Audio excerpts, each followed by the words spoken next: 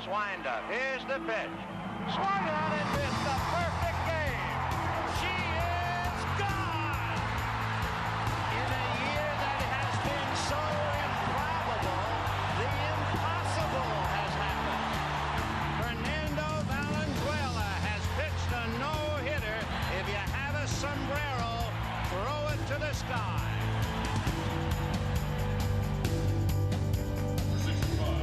The City of Angels, Los Angeles, California, the site tonight as they honor their brightest angel, Vin Scully. We're also going to play some baseball. Game 2 of the series between the Rockies and the Dodgers.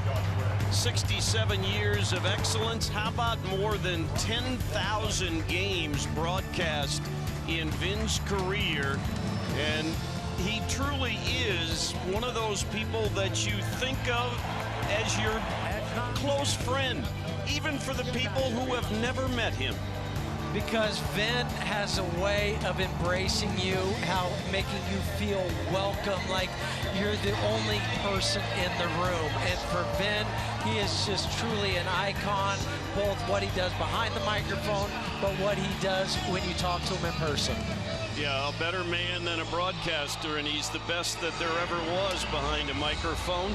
For a Southern California native like Ryan Spilborghs to be here to celebrate the great career of Vin Scully had to be heartstring pulling for sure, Spilly. Oh yeah, I cried. I'm not even gonna pretend that I didn't cry. I cried for a while, and I had the chance to talk to Vin Scully, and I told him, I said, you were my roommate.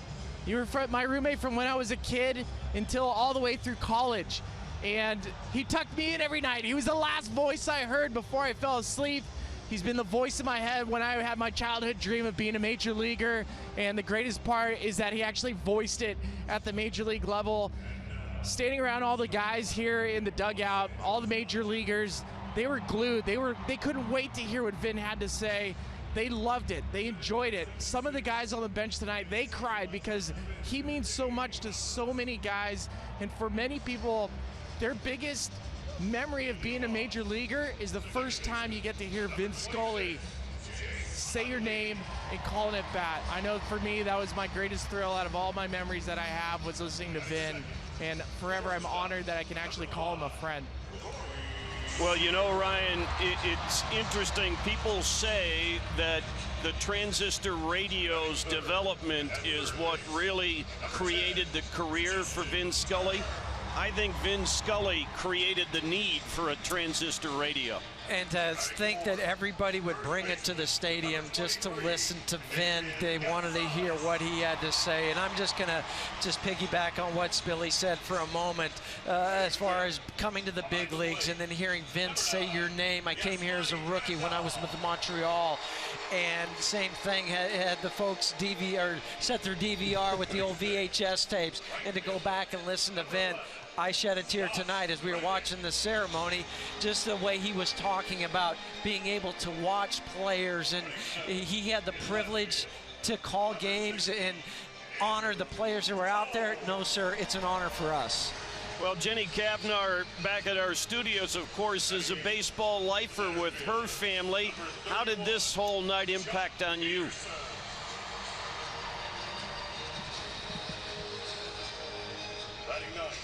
On the mound, number 29, Scott Casper.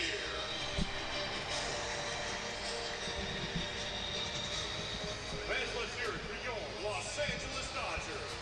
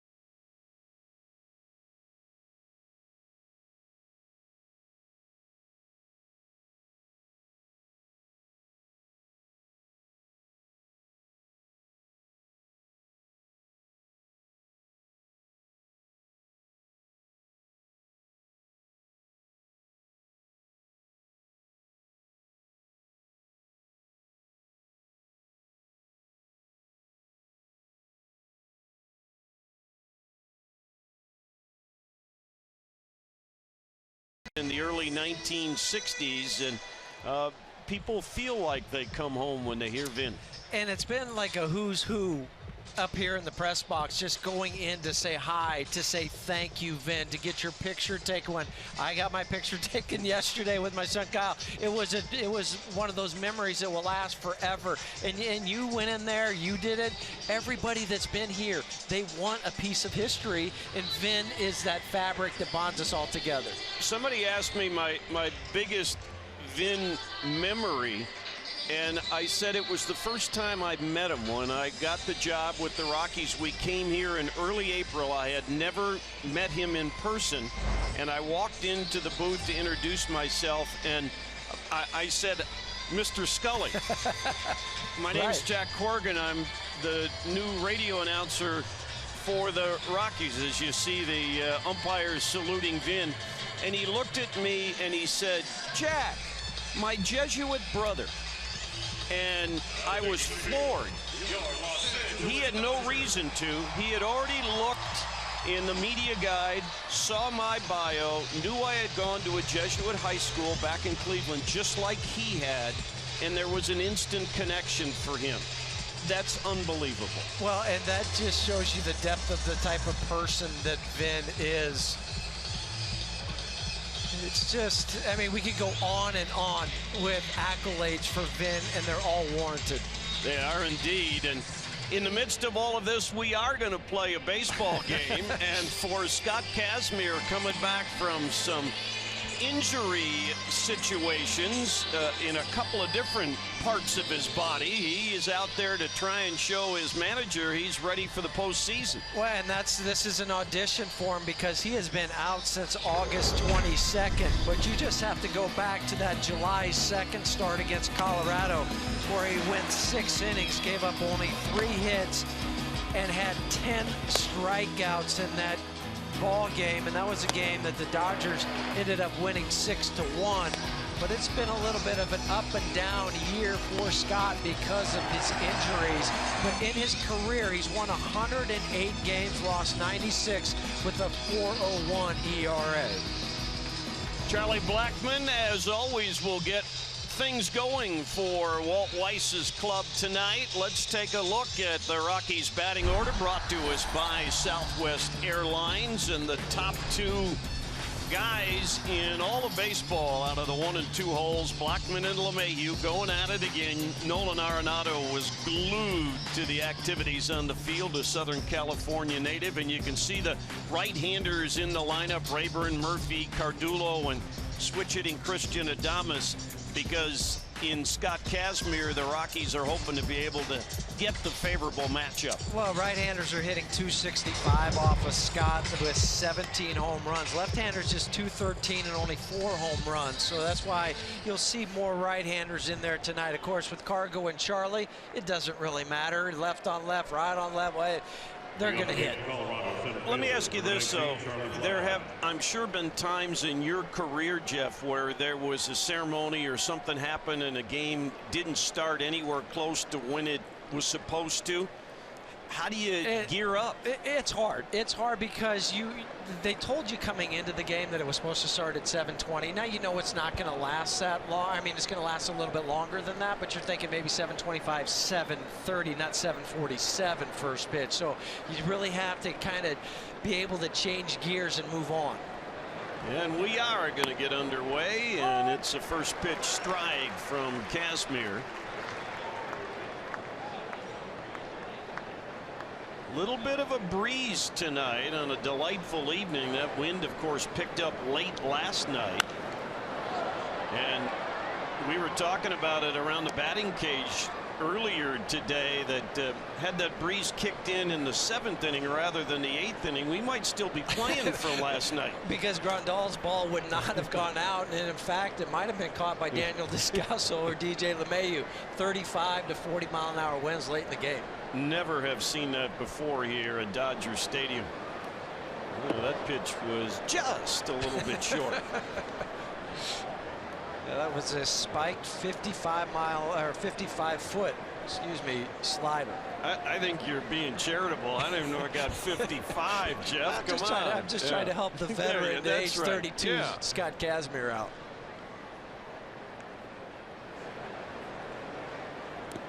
Now the count evens. Charlie, of course, and we have talked about it, seen the numbers you have throughout the year. His success, he is the best in baseball, right-handed or left-handed, hitting, left-handed pitching. Minimum number of at-bats, of course, but that's a remarkable achievement. And he's worked the count full.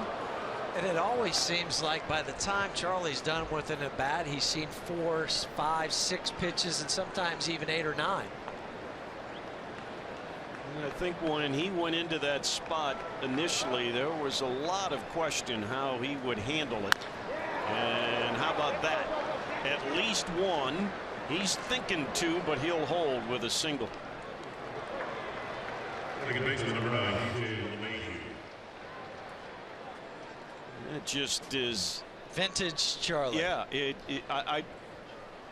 I remember at the time where people wondered, are they sort of force feeding him into the job? But I think the organization knew his work habits, his preparation, all those things. They felt he did profile into it, and he has certainly justified that belief in him with a phenomenal year for a leadoff hitter. And then the guy here at the plate, the best in baseball right now, batting average wise. It was quite the dynamic duo you have at the top of the order, then followed up with Nolan and Cargo. That's the Fab Four. But these guys, every night it's, you know, Charlie's on and then DJ's coming up and traffic all around and pressure immediately on the opposition. 2-0 on DJ as Kazmir trying to be cautious. Well, just what Jeff was talking about here. Think about it, about 339, 340 combined for Charlie and DJ. 39 combined homers, 143 combined RBIs for the two of them. And then, of course, the number you see with what DJ has done in terms of trying to win a batting title, and to be hitting over 350 with less than 10 games to go in the season.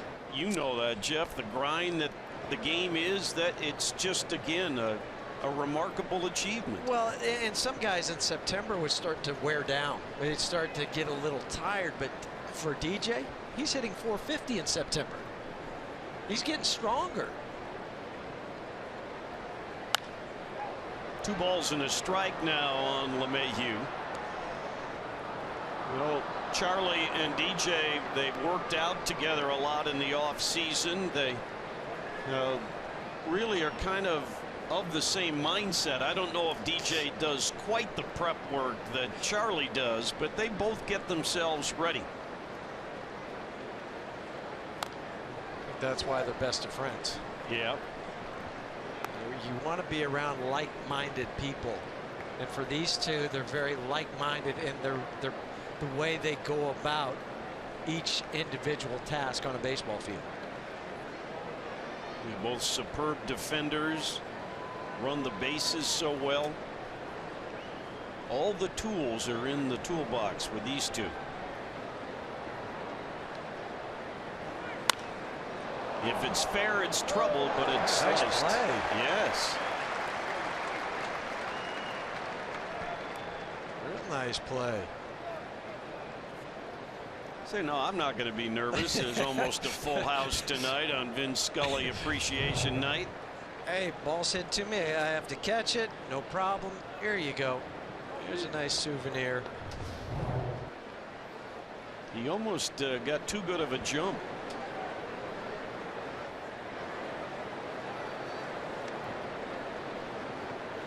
It will be interesting to see how the Dodgers line up their pitching when they get to the postseason. They haven't officially clinched yet, but their magic number down to 4.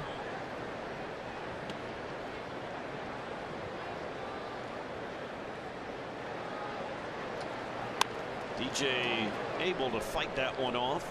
Count holds at 2-2, and I raised that point, Jeff, because in the early rounds, you need more pitchers than you do the deeper you get into the playoffs. Right. So you know who's going to be number one. You got Kershaw. That's going to happen. But after that, Maeda is probably number two. And that's why Dave Roberts last night was looking at Brett Anderson. Tonight, Scott Kazmir, to see who could be that other guy. This will be playable for Reddick. And in a long at bat, Kazmir able to retire LeMahieu for the first out.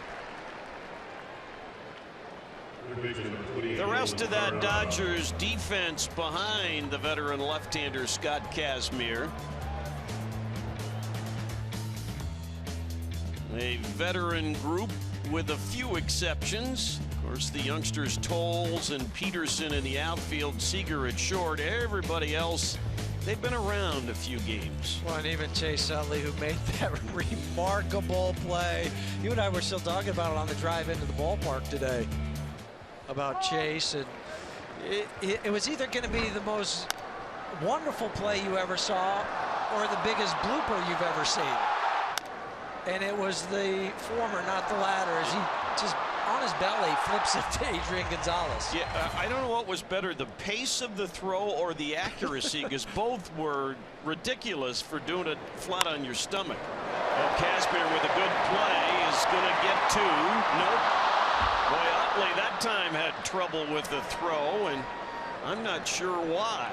Well, it was a bad throw from Kazmir, and I think it might even skipped off the bag at second base, so that threw the all timing off. But still, there was enough time for Chase Utley to be able to make a better throw. Now, once the bad throw, but he still has time. He just didn't get a grip on it and made an awful throw to first base, and it skips into the dugout right now on the Subaru Super Mode. Did that? He was never out. Well, you know what? I would look at that.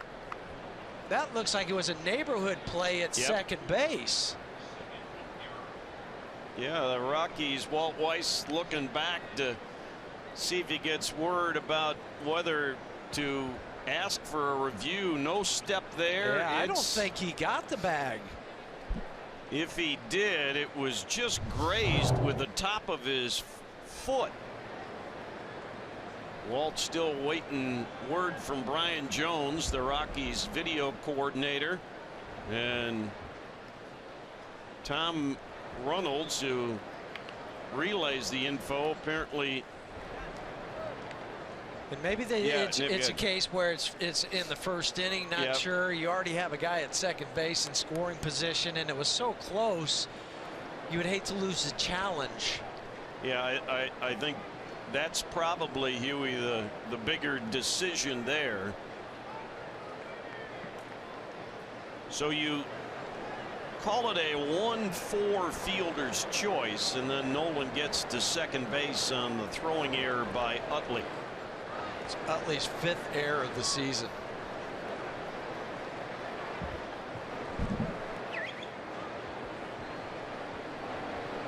It'll give Cargo a chance to give the Rockies an early advantage.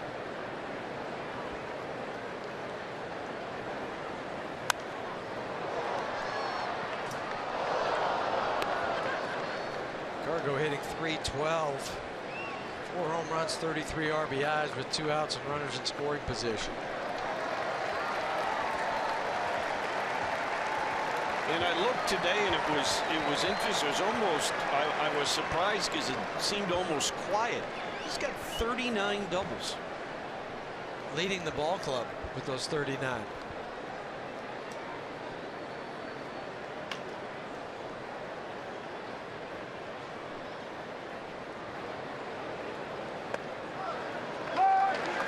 Cargo didn't agree with Larry Vanover, the veteran crew chief, who said strike 2 there.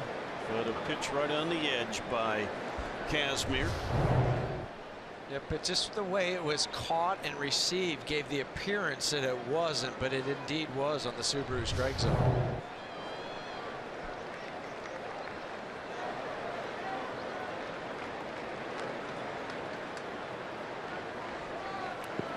Another one of those. That one probably was 55, Huey. Says, I'm going to make it tough on Grandal early in the game.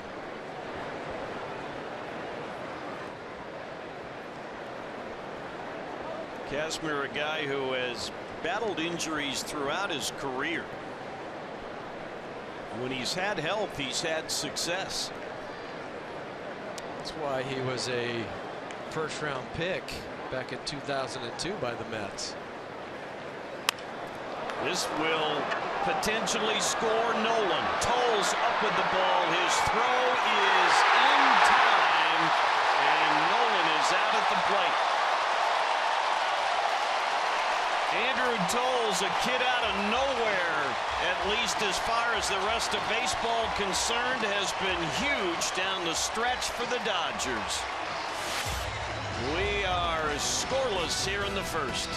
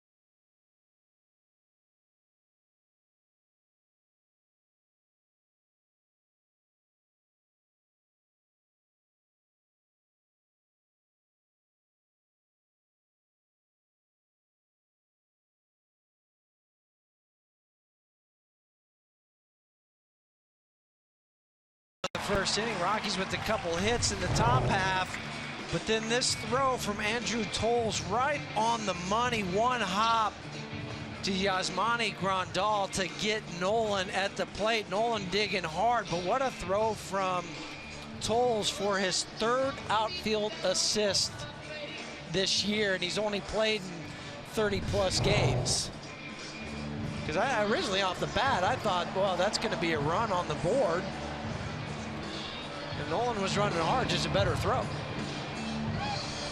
Chase Utley will lead things off tonight for the Dodgers once again. The veteran second baseman, Dave Roberts, sets up his order against John Gray this way. And like last night, a bunch of left-handed batters. The only guy who'll hit from the right side against John Gray, Justin Turner in the 3-hole. Of course, Grandal, the big hero last night, knocked in 5 of the Dodgers' 7 runs.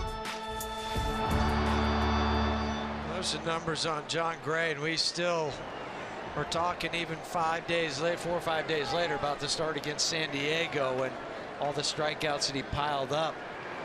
But the other big number, 16 strikeouts, 0 walks in that game. Yeah, he threw a lot of first pitch strikes. He doesn't here to Chase Utley, and we'll have to see, as Jeff talked about at the outset, how the extended ceremonies honoring Vin Scully may impact on John's command. It's almost like a rain delay, where he went out and warmed up and then had a long time to sit.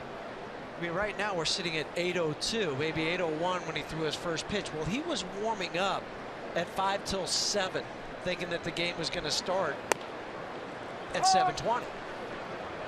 Gets the strike in there, and it's just, you ball players are such creatures of habit. We are such creatures of habits that you start to mess with that, and it just makes you feel uncomfortable.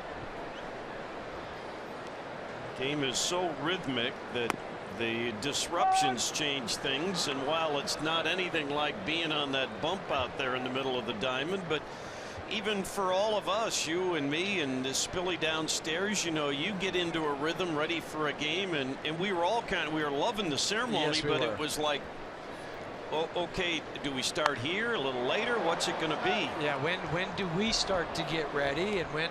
But you know, that's what you have to deal with in this game, because there is a lot of uncertainty with weather. There's different events going on, so you have to learn to adjust.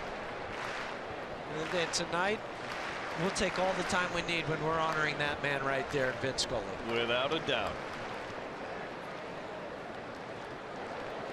Rockies do have the shift to the right for Utley.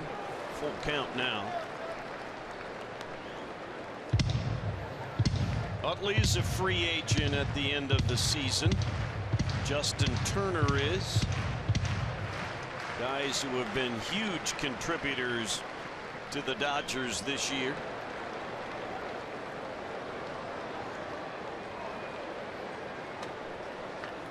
Got him. Down 2-0. John comes back and gets his first strikeout of the evening. Love the adjustment that John made in that at bat. The first two were up and out of the zone. He makes the adjustment. Four-seam fastball on the Subaru Supermo, and Chase Utley just swings through it.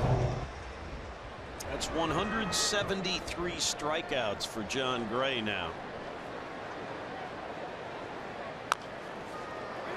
This could be tough, and John did the right thing, let it roll foul.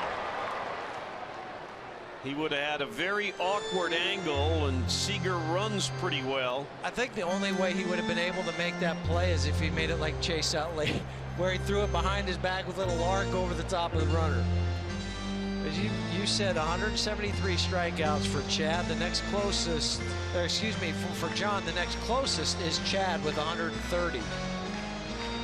Now, they're different styles of pitchers, but John, 43 strikeouts more. And remember, 3 fewer starts than, well, 2 now than Chad, with John starting the year not in the rotation.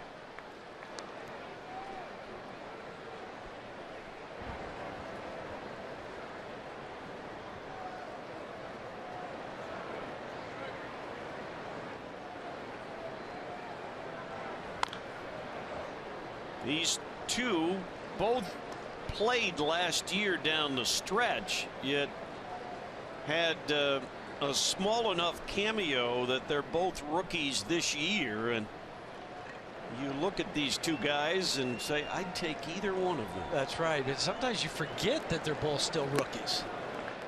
I mean, we've heard about it a lot with Corey, but for John, he's going to get some votes for Rookie of the Year, but I don't think people, they kind of think, well, you know, he was pitching last year, and now what's he done? He's going to get some. And he should. Count stays at 2-2 on Seager. You and I were talking also, as great a year as Corey Seager has had, and this for Seager is game number 150. Trevor Story played 97 games, and Trevor still has more homers and more RBIs than Corey Seager in 53 fewer games. July 30th was the last game for Trevor. You know what? That's again, not to take anything away from Seager. It's just how good Trevor was doing. Yeah.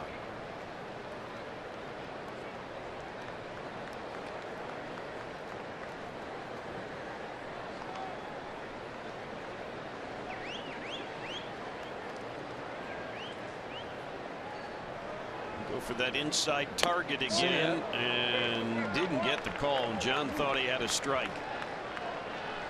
No, it was indeed inside on the Subaru strike zone.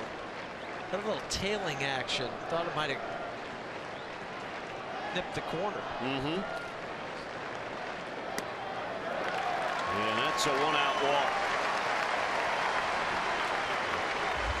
Seager, like second-year player Jock Peterson, they have a fair amount of strikeouts, but they also draw walks.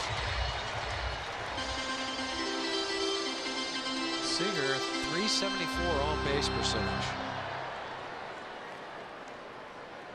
Justin Turner now. The opposite guy, I call him, because he should kill left-handed pitching and struggle against right-handed pitching with that batting approach of his, yet the numbers are opposite. And with the high leg kick. Yeah, that's what I'm talking about. Lefties, he's hitting 195 against left-handers, 298 against the righties. Yeah, and look at all the production in terms of homers and RBIs on that stat. And teams that face the Dodgers, they like to try to throw left-handers at them because they have so many left-handers that there are everyday players. You would think that the Justin Turner would be licking his chops. Yeah, it's not like it's a small sample at all, because as Jeff is talking about, you go out of your way if you can, just like the Dodgers are doing to the Rockies this weekend. They're going to have 3 straight left-handers facing the Rockies, and Anderson, Kazmir tonight, and Kershaw tomorrow, and possibly another one in Rich Hill on Sunday. Teams like to do it to the Dodgers when they can.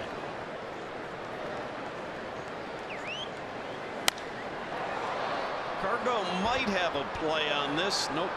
Enough slice to drift it back into the crowd.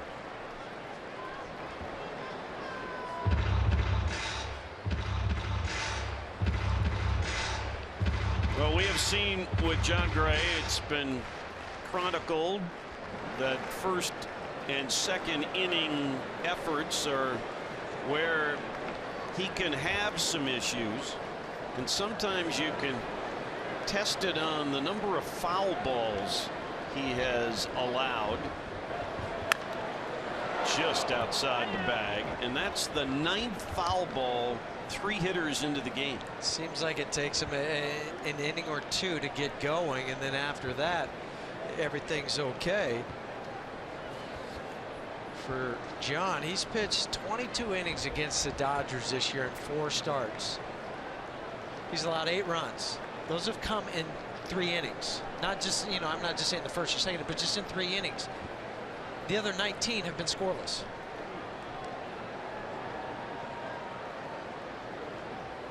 And trying to go inside, and Turner does that very well.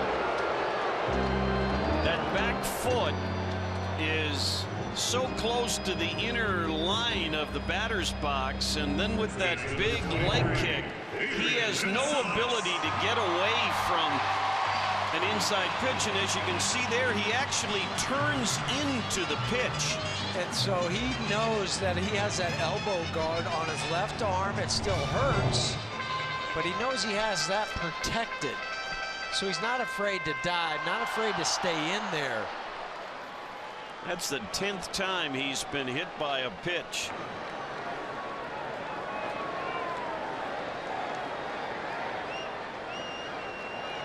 Adrian Gonzalez looks at a breaking ball for a first pitch strike.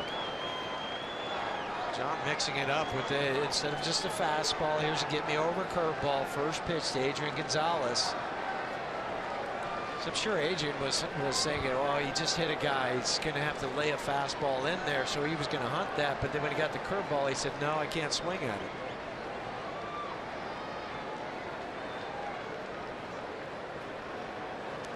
John Gray working again with Tom Murphy, same battery as last weekend when John had the 16 strikeouts. And Gray and Murphy got into a good rhythm with each other.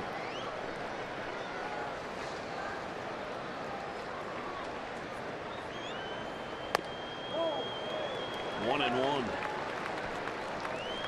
Some strange happenings already here at Dodger Stadium. Ross Stripling is up in the Dodgers bullpen. Now you wonder if something's up with Scott Kazmir. Yeah, if it started to act up again. His neck issues.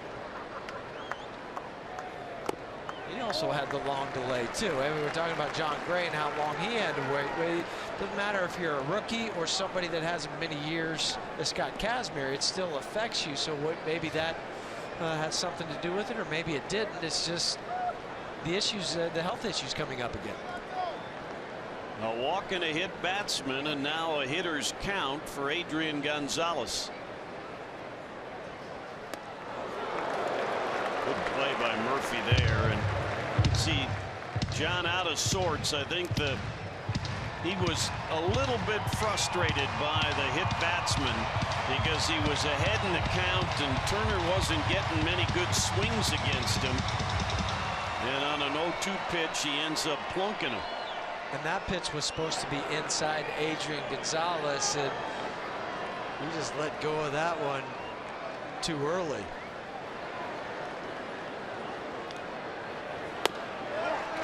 Bases loaded. Ray's thrown 25 pitches already in this opening frame. Well, and this is the guy you don't want to come to the plate with the bases loaded. We saw it last night after 3 walks in a row. Yasmani Grandal taking Boone Logan to dead center field. His second home run of the night. 5 RBIs on the evening for Grandal. And most of his homers this year, and he has 27 of them. That was just the 4th he's hit as a right-handed batter. He's had 2 grand slams this year already. And not close again for John. Out of sync for sure. He's really flying open with the left side. So when you fly open with that left shoulder and you'll start to spin off, you'll leave the arm behind, and that's why everything has been up. Up and away to these left-handed hitters in particular.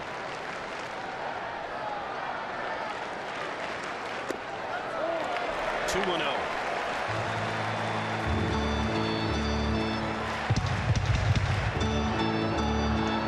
Much like the situation in the 7th inning last night leading up to the Grandal slam, you're sitting there as a hitter knowing the guy is just trying some way to throw a strike, so you can just zone in one area.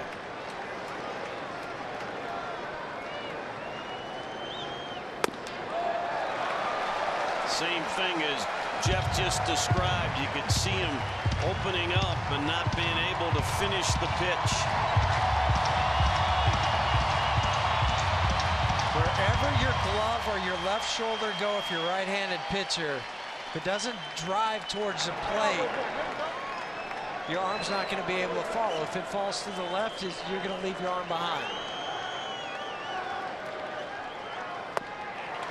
And got a backdoor. Yep, it is a strike. The fans didn't like it. Grandal was ready to toss the bat away. Sometimes umpires will not give you that pitch if you've been spraying your fastball around or you haven't been able to locate. Larry Vanover. He just called the strike zone. That's right. Well, now it's a full count. It's just the little thing of being able to get that call. Then that just makes John say, oh, take a deep breath and be able to throw that last one. Rockies had 2 hits and didn't score. Dodgers don't have a hit yet, but the bases are loaded.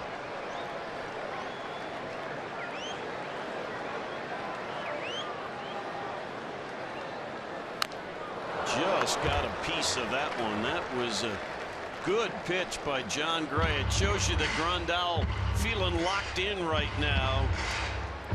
Last Saturday against the Padres, that's a swing and a miss. And I think if you're John, you would have said, oh, if I throw this slider right there in this location, I'll get him to strike out.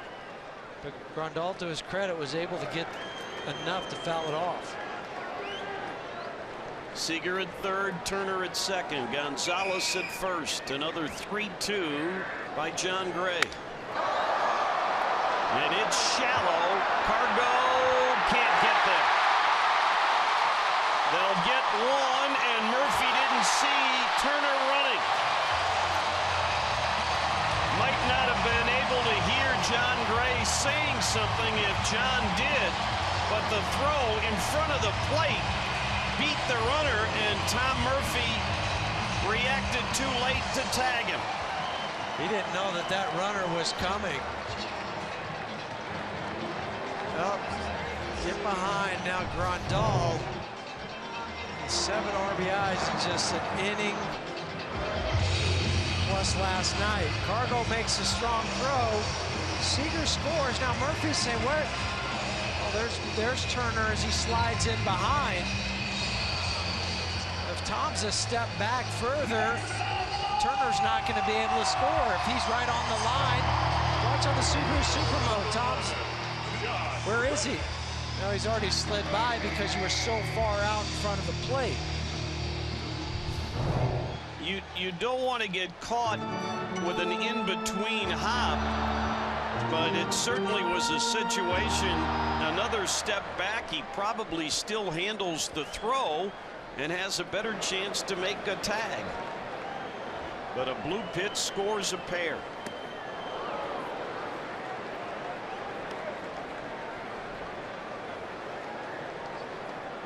With the crowd noise, I would think even if somebody was yelling that the runner was coming, I don't know if Tom Murphy would have been able to hear it. No, but like what an infielder has to do, you still have to be able to peek momentarily to see where everybody is. Almost to first base. So in our first bat toss of the night, we get an 88-footer from Josh Reddick.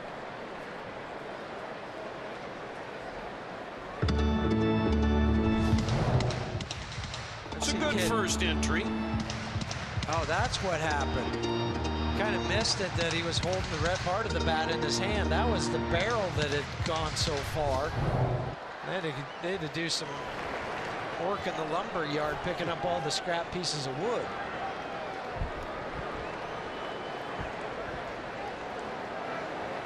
Got him. Josh Reddick, who has had problems in a Dodgers uniform, is the second out. Let's go back to that Yasmani Grandal base hit and show you how it happened. At first it was a fastball that was up and away, ball one, then a slider down. He lays off that fastball high at 96. Now it's 3-0. John's really got a battle. Gets the call at 95, a foul ball, 96-mile-an-hour slider. He just gets enough of it and then just bloops one off the handle, but strong enough to dump it into right field for 2 RBIs. Andrew Tolles is going to make it. Oh, fortunately for the Rockies, foul. I was going to say he was going to make it 4-0. This guy in games against the Rockies seems like he squares up everything that he swings at. And after that game in Colorado, he's starting to make a lot more starts now. They're finding a way to get him into the lineup. This is his 11th start tonight for Tolles in left field. Here's had the big homer and the comeback 9th inning win for the Dodgers in Denver.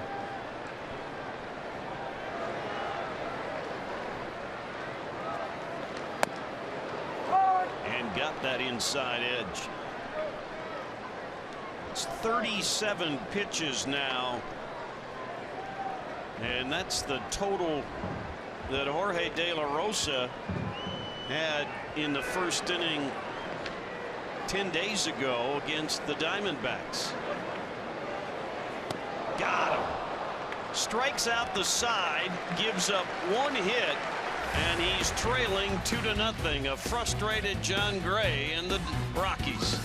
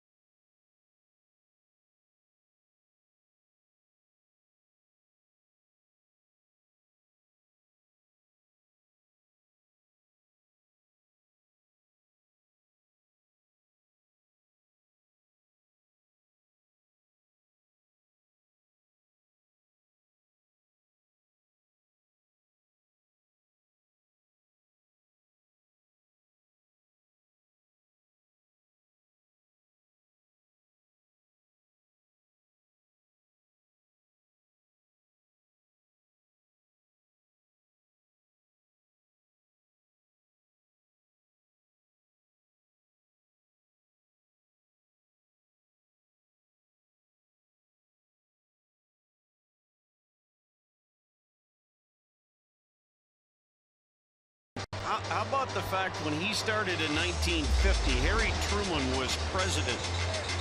11 more presidents followed Harry Truman, and Vin is still doing baseball. That's it. Sweet design with the microphone right in the middle for the eye. Well, we'll try to find out what happened with Scott Kazmir. He had the injury bug bite him again, but it'll be Ross Stripling's turn. And there was some talk that they needed to find out how Stripling was going to do, because he might have to start in the playoffs for them. 20 games on the season, 14 starts. I think everybody remembers Dave Roberts earlier this year, what he had to do with Stripling coming off the Tommy John surgery, that he had to go out and get Stripling when he still had the no-hitter. It's just interesting story for Ross. Well, and there was some thought that if Rich Hill didn't start on Sunday, that this guy Stripling was going to get the call Sunday afternoon. Well, that plan is gone. Jack, I think it's funny. You were talking about all the different presidents, and since 1950 till 2016. So I looked up some numbers. I know you like numbers. The Dodgers during that time frame, they played 10,625 games. I'm not sure how many of those games Vince Scully called. Most of them. But think about this. Vince Scully is 971 games over 500 during that time frame. Well, I'll give you a little more perspective on that. In his 67 seasons, including this one, the Dodgers have been under 500 at season's end only 12 times. Overall record 5,798 to 4,827. It's incredible, right? We could only wish to have that. 2 balls and 2 strikes on Ryan Rayburn. Good numbers, Billy. Ryan thought he was going to be facing Kazmir. That he gets the quick hook.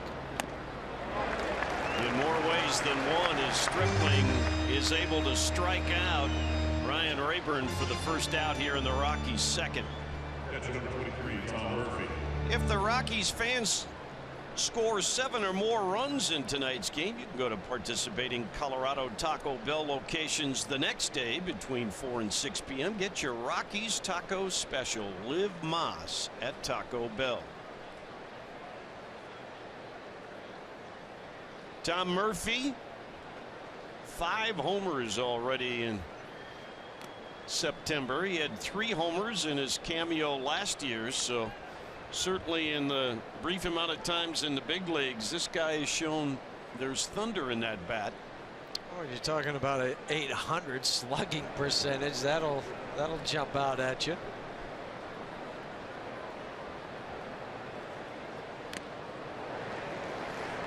Tell me, as a hitter, how much of an adjustment this is. Now, in Murphy's case, he probably hadn't faced either one of these guys, maybe Stripling in the minors. Well, all your pre-preparation work coming into the game is looking at film on Scott Kazmir. It's not really looking at film on any of the relievers. So when something like this happens, then you immediately go into that memory bank, but more importantly, you'll go to Blake Doyle and he'll have that guy and what does he throw and what does he look like, and you try to pull up as much video as you can, maybe in between innings, on him.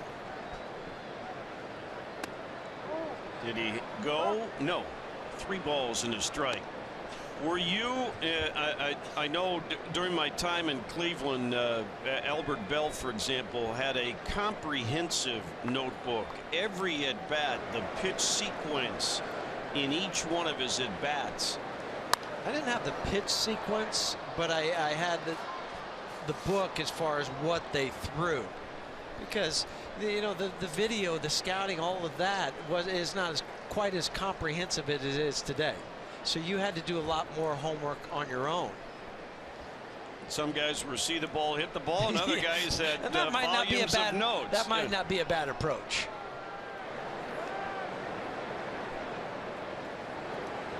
Payoff to Tom Murphy.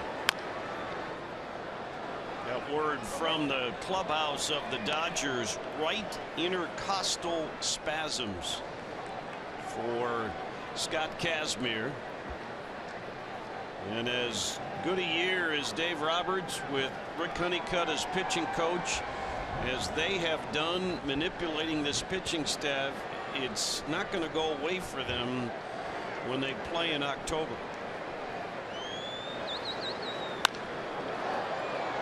Did he get enough? Not quite. Reddick puts it away for the second out. There's a couple names at this list we're going to show you that the number of players that have been used, the number of days lost by the players on the DL. The Dodgers are at the top. 28 different players on the DL, over 2,000 days. Rockies 23 players, over 1,000 days lost. Steven Cardullo at first base tonight with Kazmir, the expected starter. Even though there's extra guys on the bench and there's extra guys out in the bullpen, it's too early to start subbing guys out. Well, now they go to the right-hander. Well, we got to get our left-handers in there. You got to wait until the 5th inning at least in a game like this, as many double switches and matchups as you'll have later on. For fans who wanted to know, at the prompting of our director Mike Fox, I'll clean up what he asked me. You know, he was blunt on what the heck is an intercostal. Well, you're just going to have to wait, because Ross Stripling in for Scott Kazmir after the intercostal spasms. What happened? We'll tell you coming back.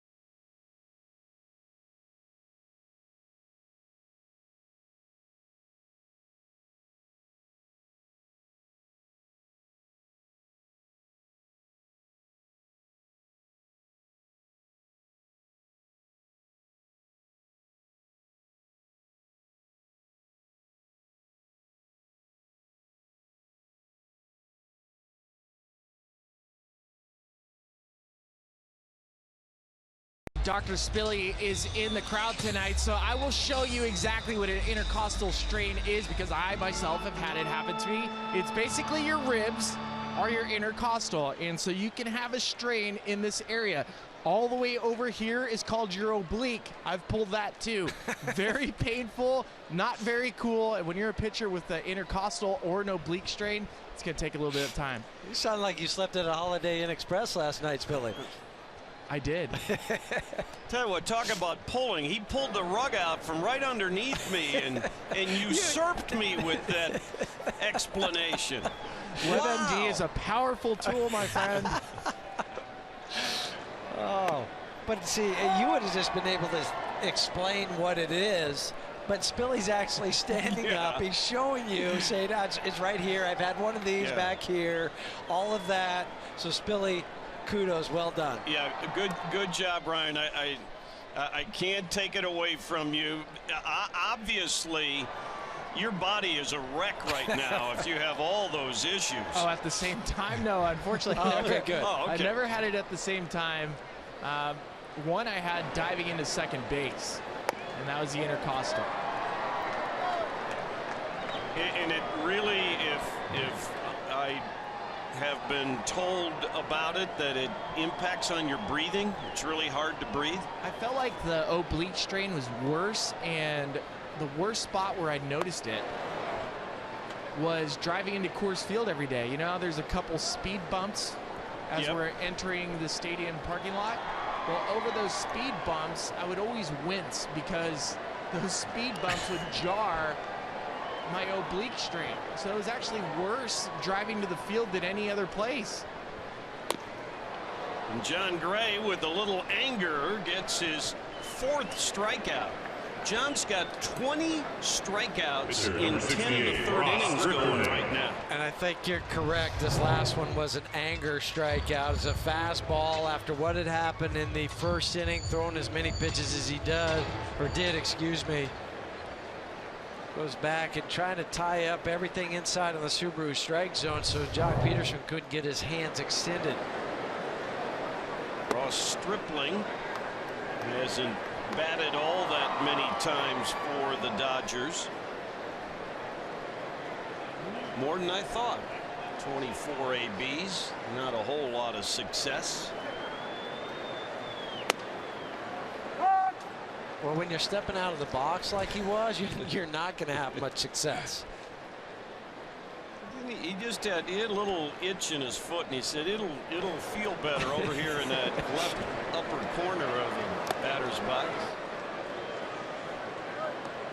They don't call that. I mean, baseball lifers do, and I know you know it. Stepping in the bucket. Right. Don't hear that term as much anymore here. I mean, you'll hear it still in some Little League parks. Anytime I see that, I think from my days as a kid growing up in Cleveland watching the Indians, Vic Davalillo. He'd almost step out of the batter's box but still put bat on the ball like Ichiro. Well, John goes to another full count. Not what he wanted, especially against his counterpart.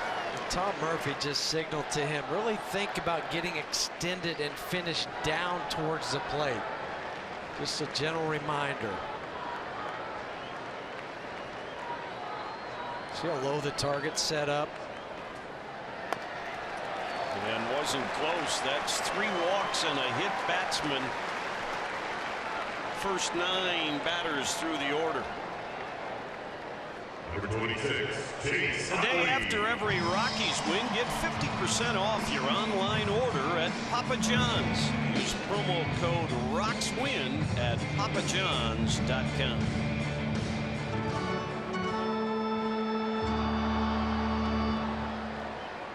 Back to the top of the Dodger order. All the outs for John Gray have been strikeouts. 50 pitches the first time through the order.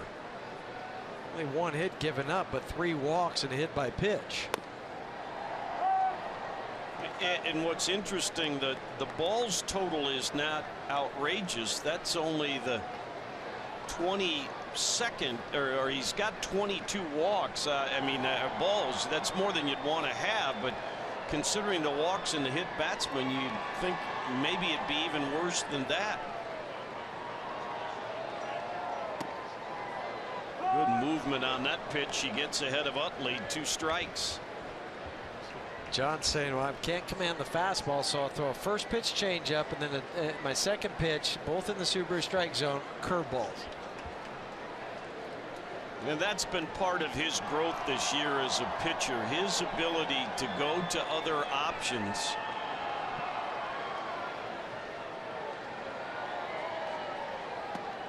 When he had his struggles more in Denver than on the road in his cameo last year, when he wasn't getting good location with his fastball, he struggled. He didn't have those other pitches to go to. Not the confidence in him for sure. There's strikeout number 5. Boy, that was down and Number 5, moving. Seager. Twice tonight, Chase Utley with the strikeout. The first one was up in the zone. This one is down in a special location by the ankles to get Chase Utley to swing over the top of it. I like the look that Utley gave towards the mound, like, wow, kid. Okay, really? Seager was the first of the walks. And he and Justin Turner scored on the bloop base hit by Yasmani Grandal last inning. That's how the Dodgers got to this lead. Stripling, the pitcher, is the base runner with 2 outs.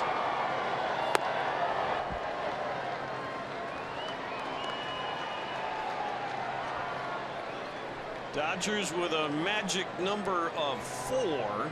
Any combination of Dodger wins and or Giants losses that add up to 4 put them into the penthouse of the National League West again.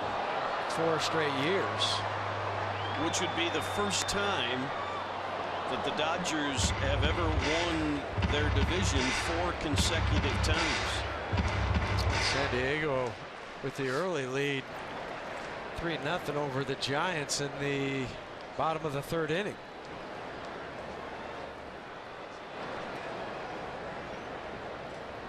And the Giants right now playing without Brandon Crawford, and Johnny Cueto was due to start Sunday, and he sounds iffy right now. We might end up seeing him when the Rockies are in San Francisco next week, Tuesday through Thursday.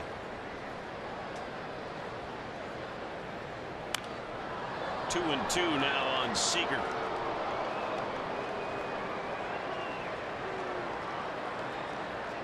The hottest team in baseball right now, the Atlanta Braves. They swept the Mets, of course, and now they've won 2 in a row over Miami with a win tonight. They've won 7 in a row. I don't mind playing out on the road. Full count on Seager. He walked on a full count last inning. Well, the win tonight by the Braves guarantees that they won't lose 100 games, and there were times during the season where most of the folks in baseball thought that was going to be a given. Well, you wonder what they're going to do at the end of the season, because Brian Snitker's done a pretty nice job for him, who took over as the interim manager. Stripling goes, and there is another strikeout. 6 outs, all on strikes for John Gray. 2-0 Dodgers after 2.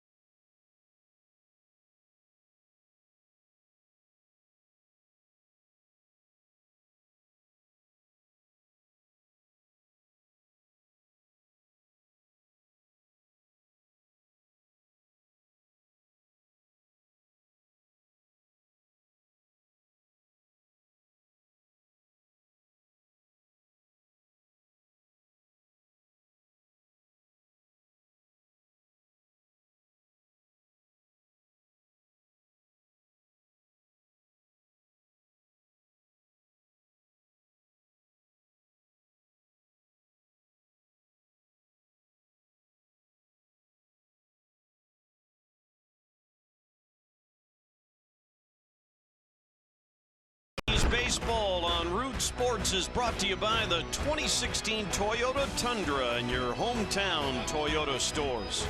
And by Southwest Airlines. Transparency, low fares, nothing to hide.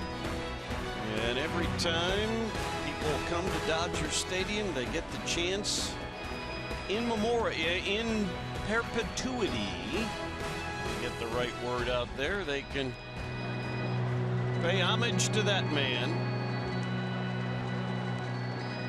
Vincent Edward Scully. I asked Vin once, I said, storytelling, and he looked at me and he said, Jack, we're both Irishmen. We have to be able to tell stories. What a story he tells. You know, the thing that is great about Vin, and you can laugh about it, for those of us in the business, when we start to tell a story, something happens on the field, you have to stop. Vin starts to tell a story, and a guy fouls off 15 pitches just so Vin can finish. Or I don't know how he does that. Or somebody will step off the mound to allow him to say a few more words. They had some tributes on the big video screens here before at the start of the ceremonies honoring the incomparable Vin Scully, and Joe Torre talked about playing and striking out, and with all the people having transistor radios in the stands, and it's a little bit of a delay. He said, I struck out, and then I heard Vin tell everybody how I struck out, and he said the way he told it, I didn't feel so bad. Yeah, okay, Vin said I struck out, but the way he said it was sweet. Yeah, I'm sure that gentleman, who we just lost sight of thanks to Larry Vanover, is listening on his headset.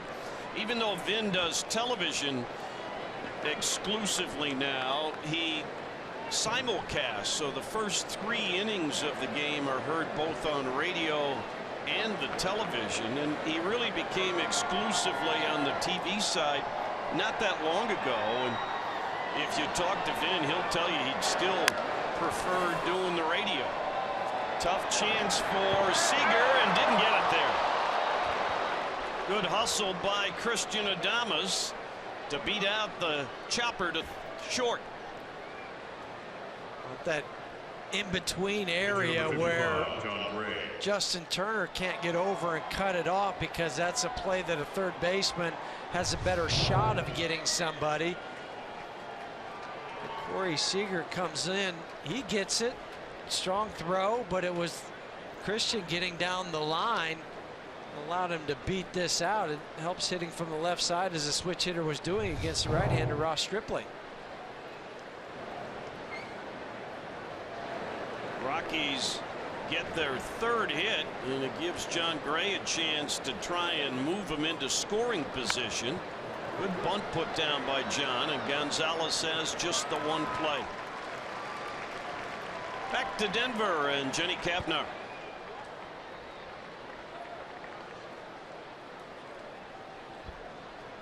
Number 19, Charlie Blackmon.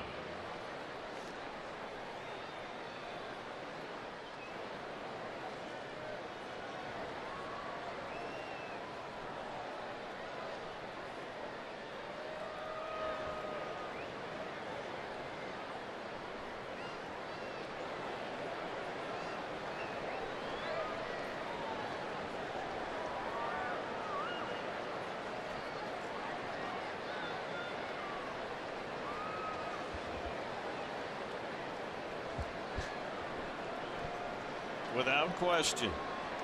I look forward to interacting with Vin the next 2 days, when kind of the big hoopla after tonight is over, and the steady stream of people getting their pictures taken with him and wanting to visit with him. They could have put a turnstile up here in the little hallway behind the broadcast booths. People coming every second, it seemed like, to go into the booth to just pay the respects to Vin and what he's meant to them and their life. 2-0 now on Charlie Blackmon. Walt Weiss was talking about it again today. Walt was saying, I always respected Vin. Didn't have a whole lot of interaction with them, and when Vin and the people in the booth welcomed Walt and Renee Latchman and some of the Rockies players as they gave Vin that little memento, Walt said Vin made it feel like I was the most important guy in the world, and he knew so much about me. And that's just what Vin's done throughout his career. Well, and that's the thing for the players that are down on the field. They hear Vin, they hear him talk, they'll record, they'll listen to him, but you don't interact with him very much because he is up here preparing for the game. You're doing your work down there, so that you never have that connection where you can go up and shake his hand and say, hi, how you doing? And then the first or second time you do, that's when you get that greater appreciation for what kind of human he is. Charlie lines it into right, but Adames had to hold up to see if it was going to be caught. Again, the Rockies have out-hit the Dodgers 4-1, yet they're still trailing 2-0. Charlie Blackmon's 2 for 2. Well, because this ball was hit so low and on the line, Christian couldn't do anything other than freeze. The last thing you'd want to happen is Charlie takes the slider down and in and hits it to right field. Is somehow that Chase Utley comes up with that, and you're already around third base, and you get doubled off. So he did the right thing. How hard is that angle to see? Well, and it's really hard because, as I mentioned, the ball's so low, so you can't see. If it's high enough, you're not worried about position where that second baseman is or the first baseman. But since it's so low, then that's when you lose all perspective as far as I can go. Let's see if DJ can get the Rockies scoring. Great jump for Charlie, and he is in there with another stolen base, his 17th of the season. Went on first movement, and not much of a chance for Grandal, who made a pretty good throw. Well, as a catcher, you have to give a quick little glance out of the side of your eye there to third base to make sure that guy's not coming down the line. And then Charlie gets into the backside of the bag, keep the foot on. That's a hard thing now with this new replay and all the tags going on. Somebody's running 17, 18 miles an hour down to the bag and trying to stay on something that might be slick or not very wide. 1-1 now on DJ. Do you think it is something, because it'll add another layer of interpretation, but do you think that's something MLB will think about tweaking? I think they will, because that's not the intent of the rule. Right. So I think when they'll it's look that at it. 1 second or half of a second that you've lost contact, is that really appropriate? Count grows in DJ's favor now as the Rockies have the tying runs in scoring position for a guy who's already had a career high in runs batted in with 66. Just means it's about time for DJ to also get a hit. Second time up.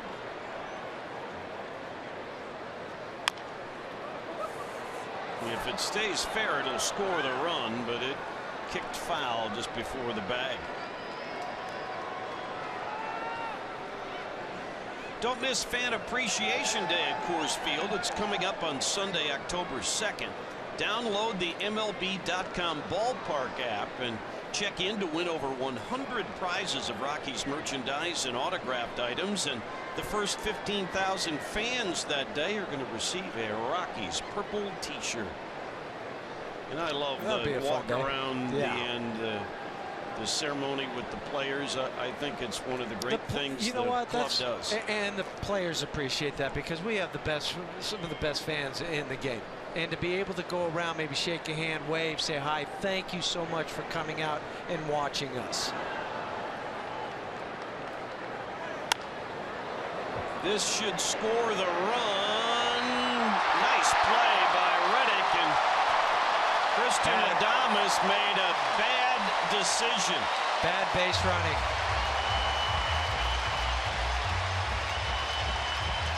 went a third of the way down the line instead of immediately thinking about tagging. Because if he goes back and tags once, Josh Reddick makes the dive. Now you're running, you're going home. He's not going to throw it home.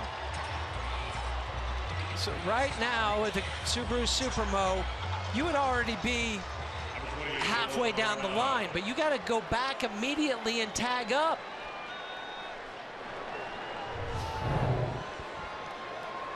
A young player's mistake. And a terrific catch by Reddick. He's not been able to do much offensively since the trade with Oakland, but he saved 2 runs there. And also caused DJ an at-bat and an RBI. Yeah, it would have been a sac fly RBI. And the difference, it's the experience, it's the thinking about it. Charlie was in tag position. He had to go back to second when he realized Christian was not coming home. Leaves it up to Nolan, who hit into a fielder's choice and eventually was thrown out at the plate in the first inning.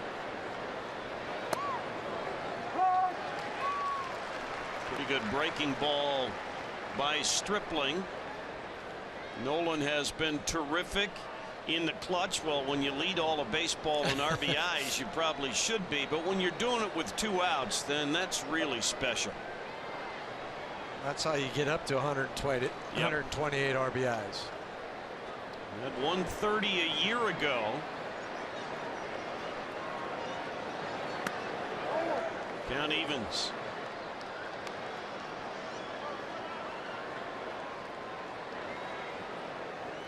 Little things, of course, are the separators in a game when the margin of error is so small anyway. Tough lesson for Adames. He's hoping that Arenado can pick him up. 2-1. Well, and you had the one earlier with Tom Murphy being too far out in front of home plate on that throw from Cargo.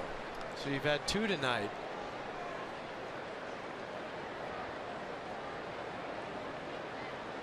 You have first base open, but it's not like you're really helping yourself with Carlos Gonzalez on deck. It's a big pitch here on 2-1. He kind of came to the plate with the idea of, I'll take my chances with Gonzalez. Well, that's a dangerous proposition. I think if you're Nolan too, you sacrifice the inner half of the plate and look away. Everything, just look outside. He's not coming in. He did, and got Nolan to go after that off-speed pitch. Full count. I mean, that's plain as day on the Subaru strike zone, that they don't want to come inside. If they did, it would be just by total accident. Yeah, I mean, you could see there all 5 pitches out of the zone, yet he's gotten a couple of strikes.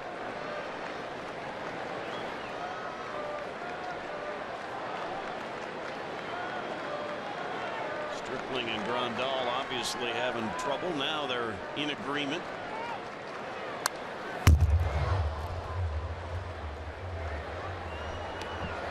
Second inning of work for Stripling after Scott Kazmir worked the first inning and then left with some spasms in the intercostal area, as Dr. Spielberg's told us, the rib cage area. Got his doctorate from the Please Close the Cover Before Striking School of Medicine. Swing and a miss. Nolan is fuming. Rockies are down.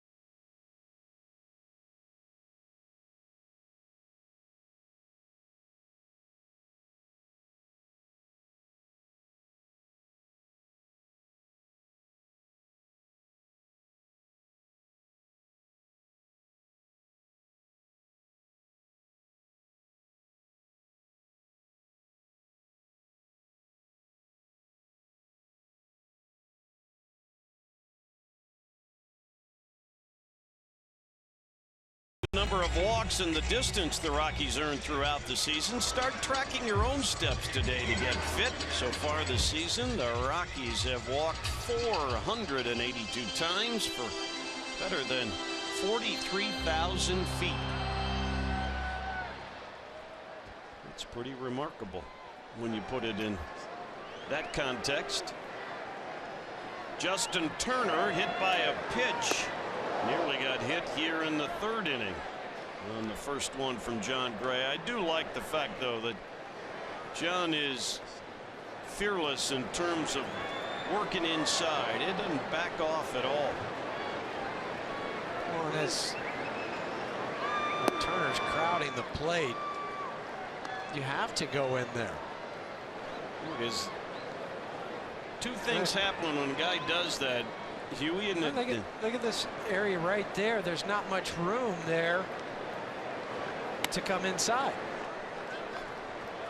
And don't you think, but human nature, you end up pushing yourself away in terms of your target? You do, because you start to tell be yourself afraid. You're not. Right. 3-1 on Turner.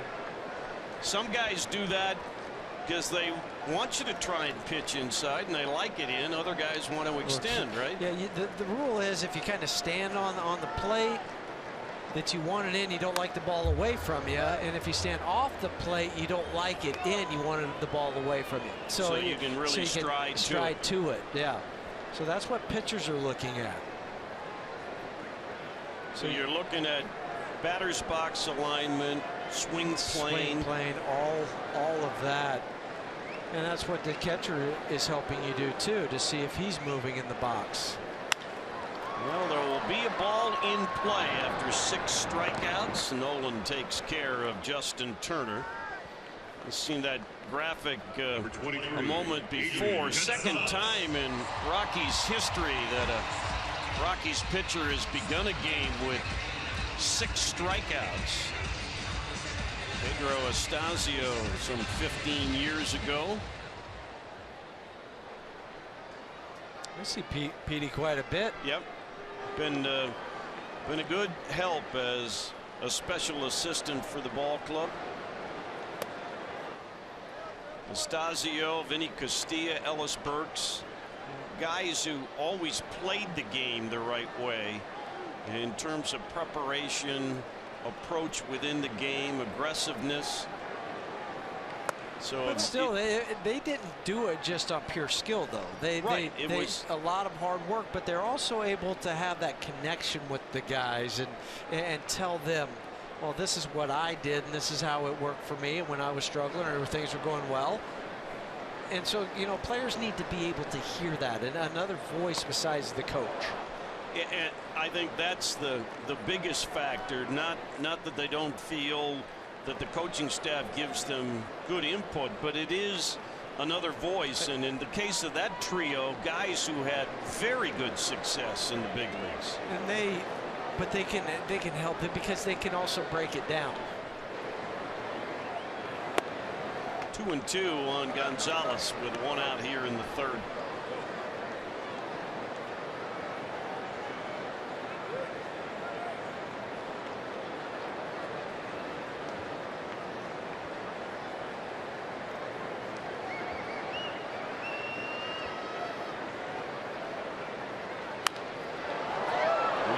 Showed the graphic earlier about all the guys who have missed time this year with the Dodgers.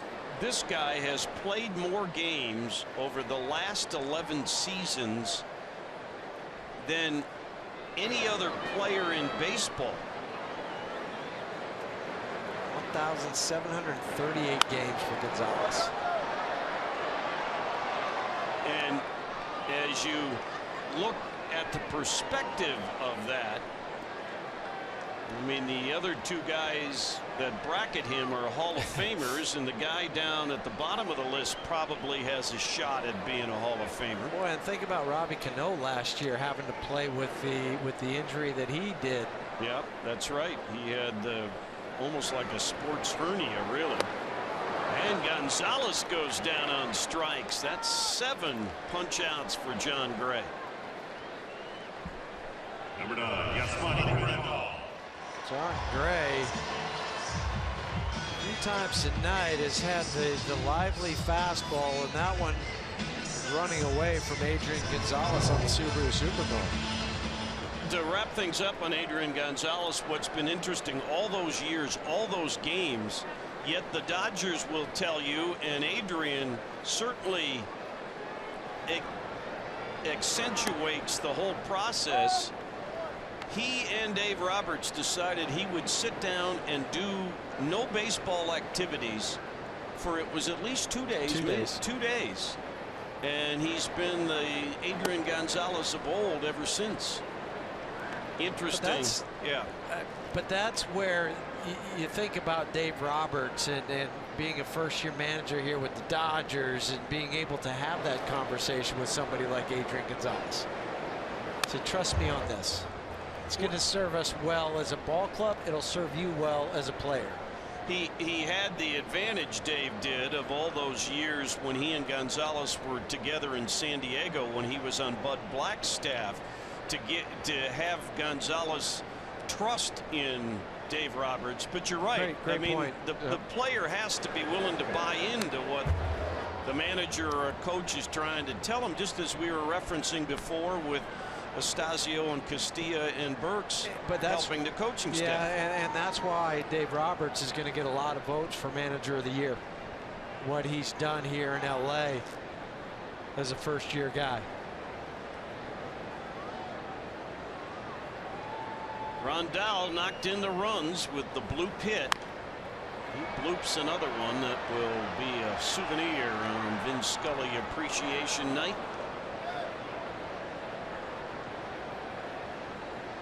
Problem for John Gray, he's got the chance to throw 80 pitches before he's out of the 3rd inning. This is going to be number 79.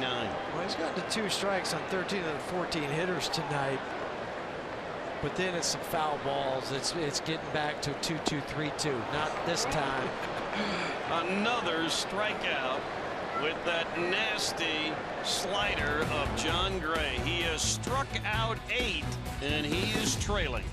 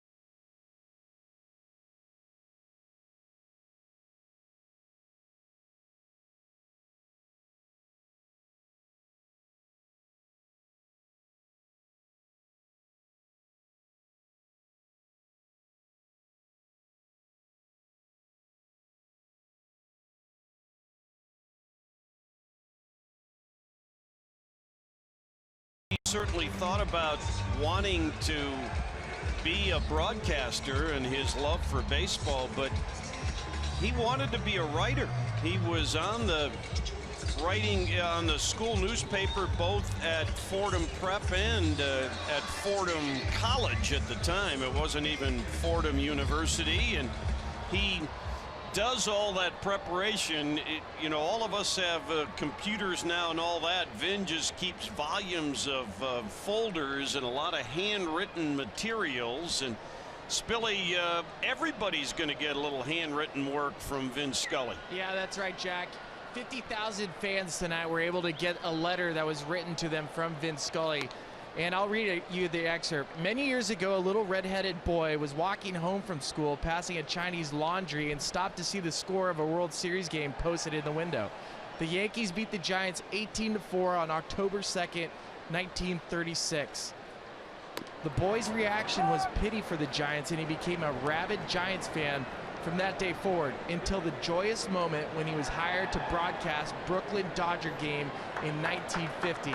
Ironically, October 2nd, 2016 will mark my final broadcast of a Giants-Dodgers game. It will be also exactly 80 years to the day since that little boy fell in love with baseball. Pretty incredible stuff, and everybody has one of these tonight in attendance, and I'm going to steal the one that I took from the fan behind me. Well, Spilly, if you get an extra one, we'll take a couple up here, too. I had to give it back. 2-2, the count on Cargo.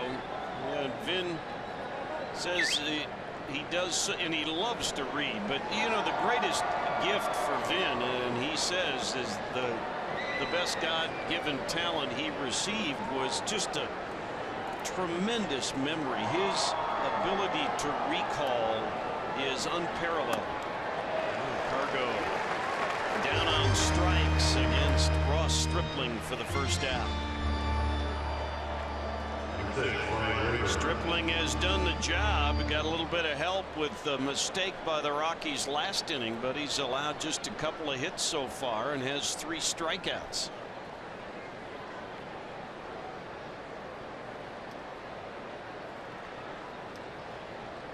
One of the strikeouts was against Ryan Rayburn, first man that Stripling faced.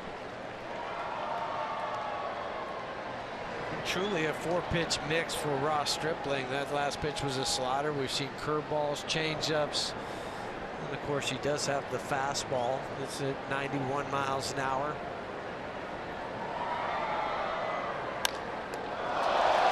And sometimes you live right. So I like to say that was a great play by the glove, because I'm not sure Ross really saw that. He just ended up having his glove stuck out after the pitch was delivered. The glove's right there. And you hope it hits. Yep, you hope it hits leather and not your wrist. Because that was up the middle. Yeah, that was going to be a base hit. Utley was not going to get to it. Tom Murphy, fly ball to right field his first time up. Rockies have out-hit the Dodgers 4-1. The Dodgers' one hit produced the 2 runs after a hit batsman and 2 walks.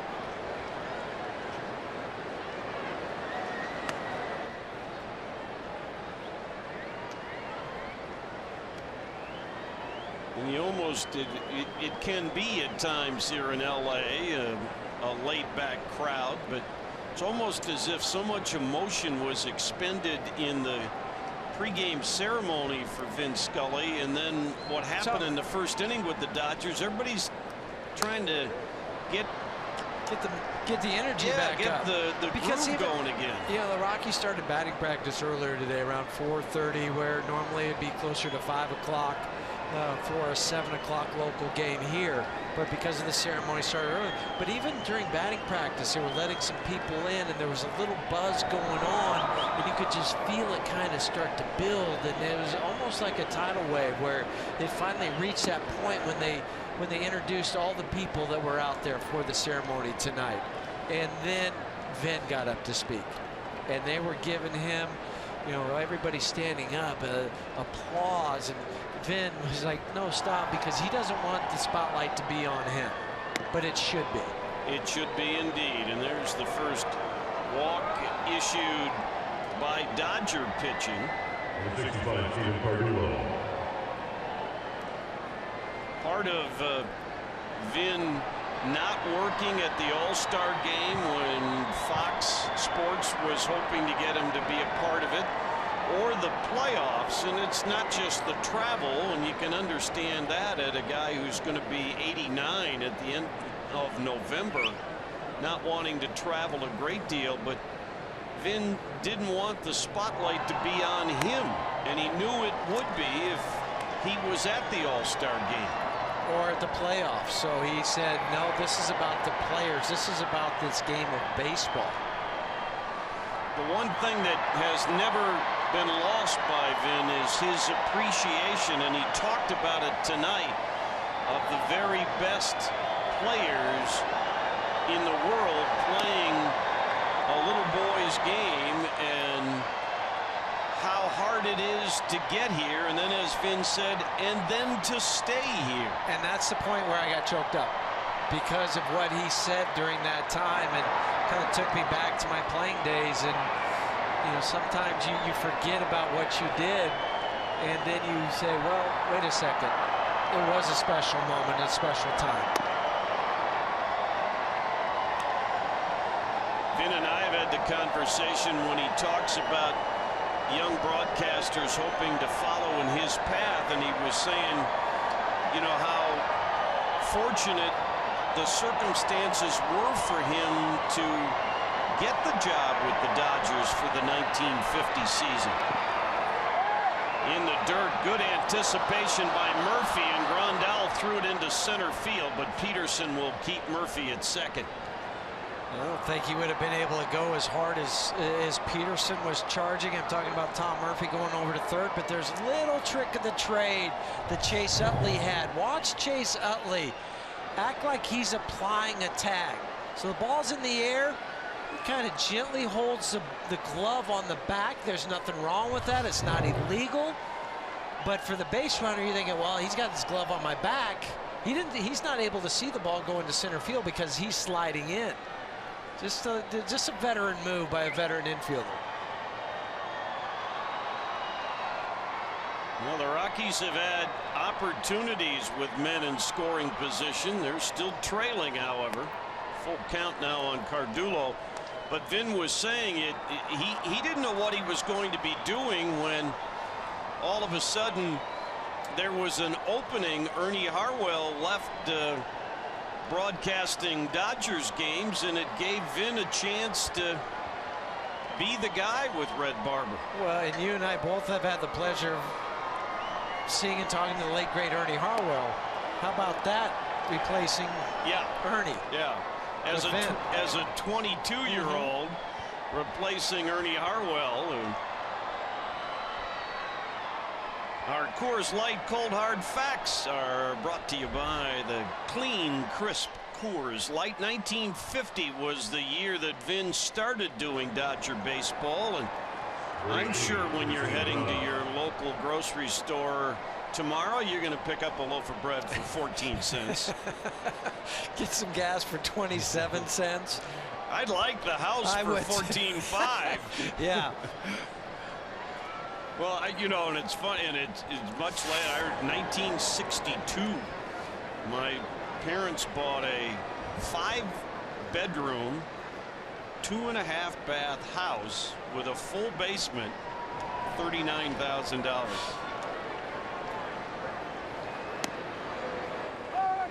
Breaking ball for a strike to Adames Christian with a chance to atone for the mental mistake last inning. With 2 on and 2 out, as Stripling has walked a pair, and it's gotten activity going in the Dodgers bullpen.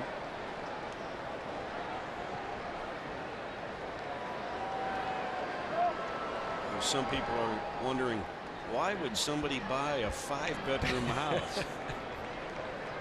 Well, when there's 7 kids in the family. Yeah.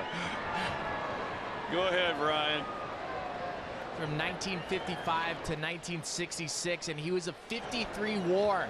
Okay, so quick perspective one WAR is considered $7 million.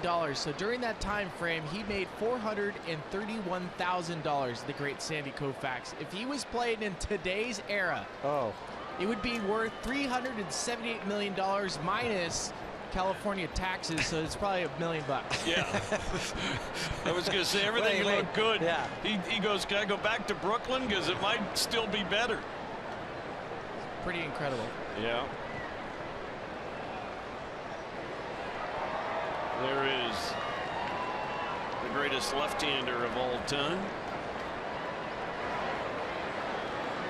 We've been here, been fortunate to have a couple old-timers games when the Rockies have been playing the Dodgers, and hear the roar for Sandy Koufax. And again tonight, too. I mean, and most of these people,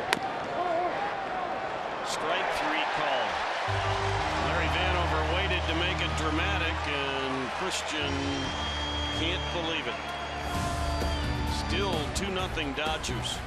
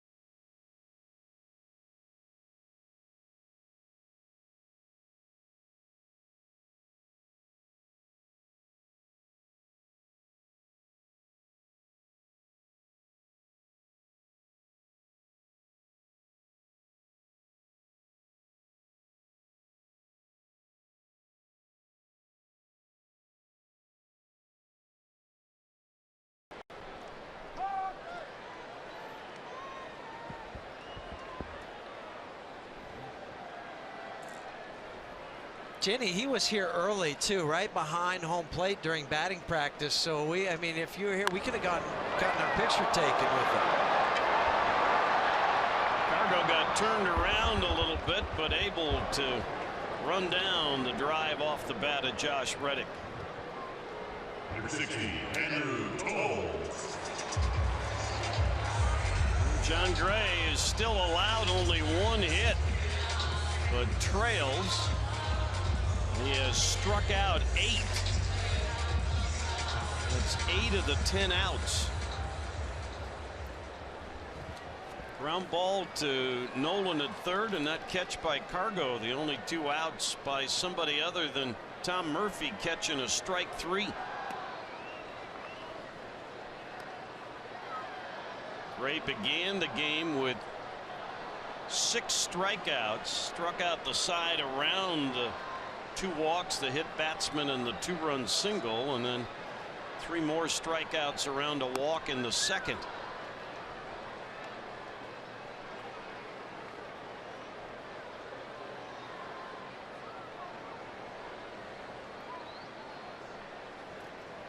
John would really be grateful for a quick, clean inning, but haven't been able to find it yet.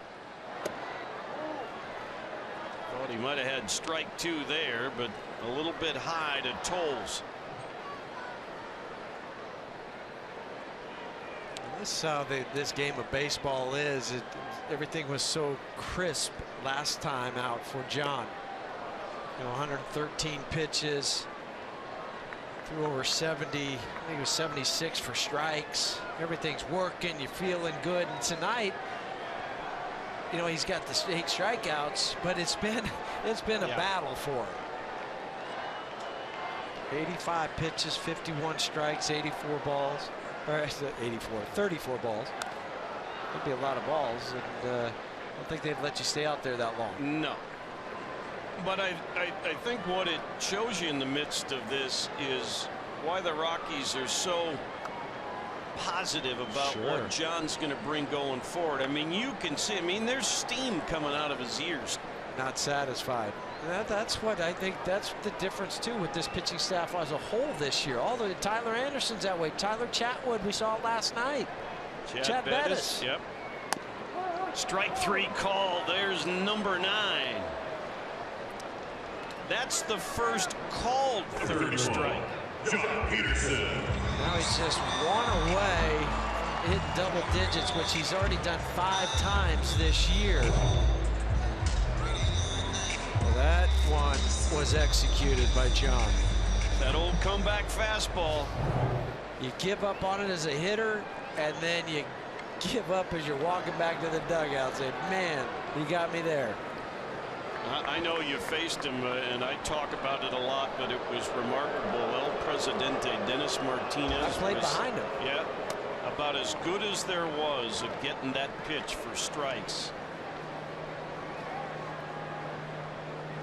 And you get one in the zone there, and you don't get the strike. Funny game.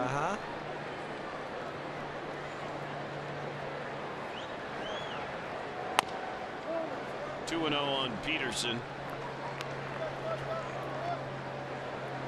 If you're thinking, if you're John, well, I'll have the pitcher on deck. They've already sent Andre Ethier to the on-deck circle to hit for Ross Stripling, if it comes to that.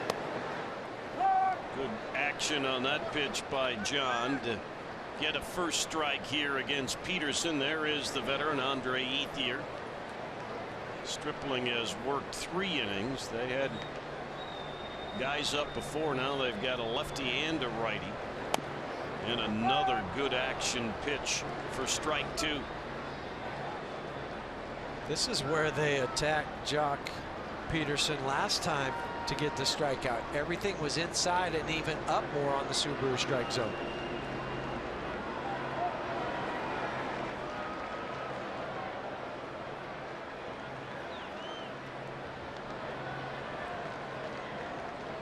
Yeah, number 3 and 4. Yep, right on the edge.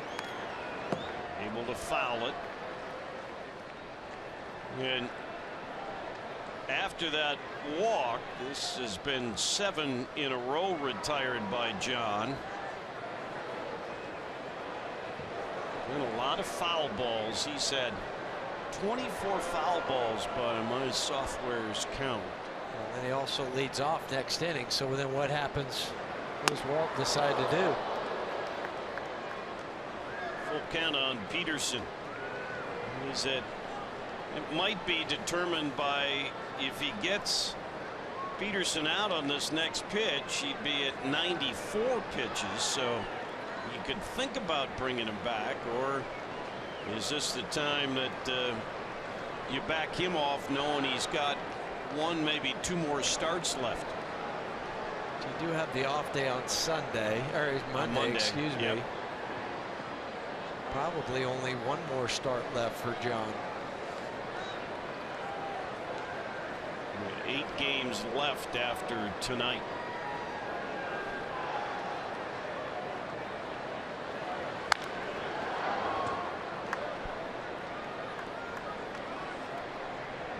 Fans planning to bring a group out for the 2017 season, you can call 303 Rockies today for information on the 2017 group opportunities at Coors Field and get your group on.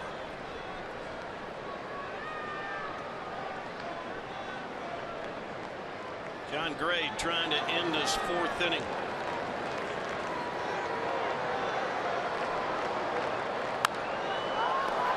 And as Tom Murphy Murphy have a play? No.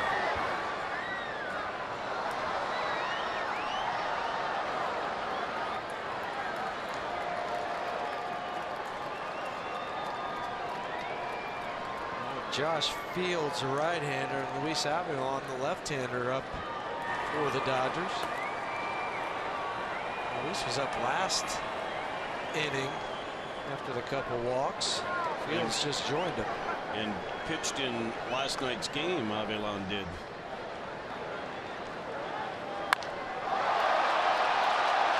Cargo is going to run out of room.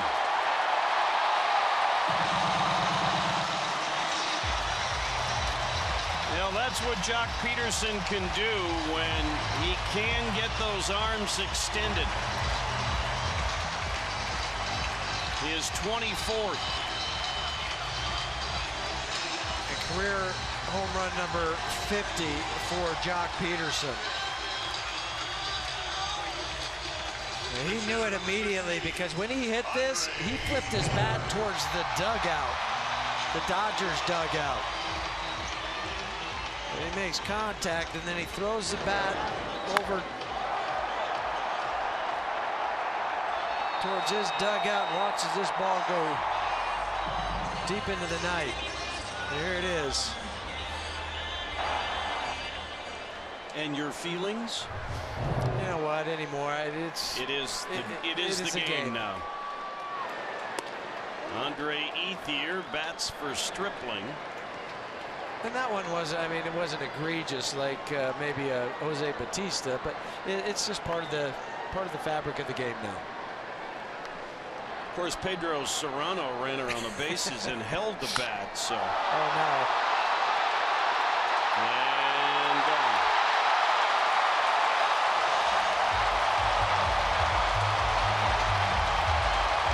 For Andre Ethier, his first home run since his return.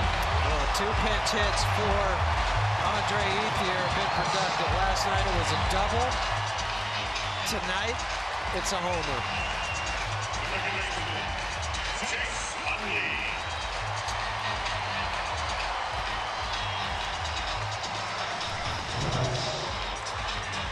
Well, Andre Ethier has been playing this game for a long time. You can see Tom Murphy try to reach back. Was not located where they wanted that baseball. Yasiel Puig leading the cheers for Andre Ethier. Steve Foster went out and talked to John Gray. You know with John that disappointed after the Peterson homer, and he learned a tough lesson about focus.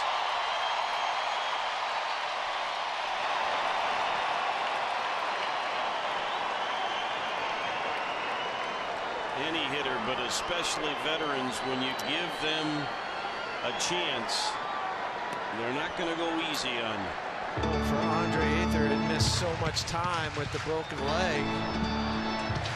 The last home run he hit came at Colorado back in September.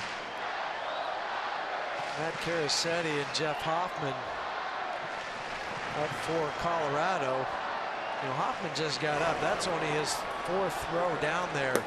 Well, I'm sure probably Caracetti to finish the inning if they needed to, and then Hoffman would take over in the 5th.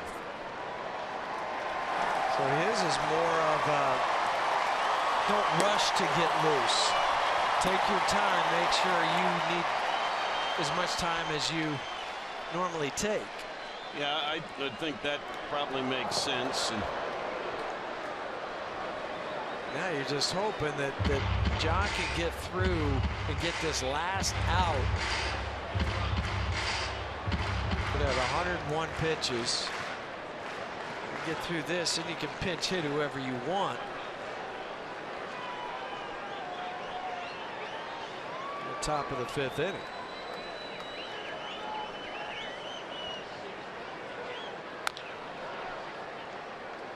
Two and two now on Chase Utley.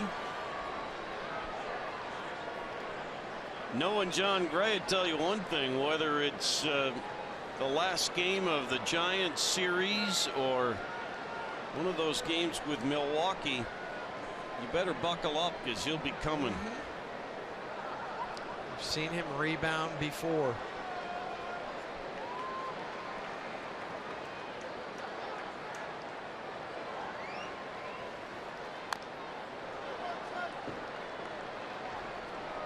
Pinch hit home run by Andre Ethier is the 6th time this year that the Dodgers have had a pinch hit home run. Rockies are even better than that. They've hit 9.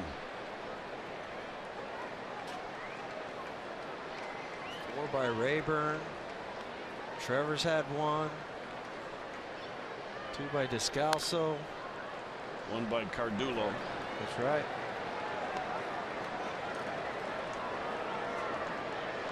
Tom Murphy had 1 too.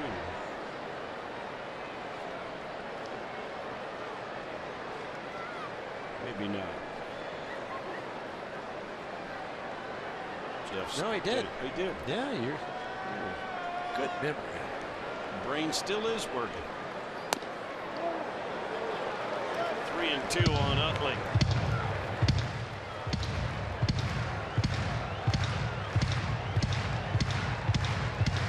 Dodgers 4 runs on 3 hits.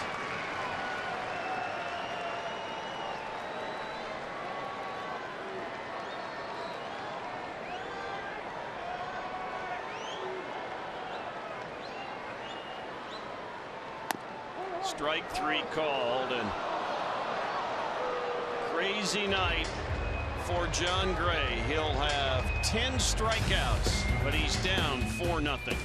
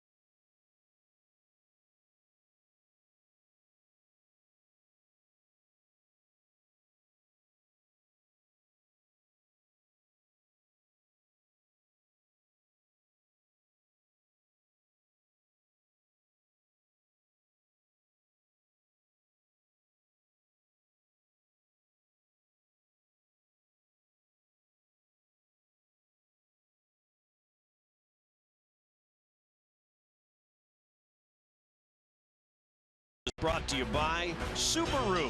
Love, it's what makes a Subaru a Subaru. By CenturyLink, your link to what's next. And by Bank of the West. For a personal approach to banking, go West. Bank of the West. 4-0 Dodgers, and we'll get their 3rd pitcher of the evening, the left-hander Luis Avilan. The winning pitcher in last night's game, Luis, 3-0 on the season with that W. 1 inning, 1 strikeout, threw only 10 pitches.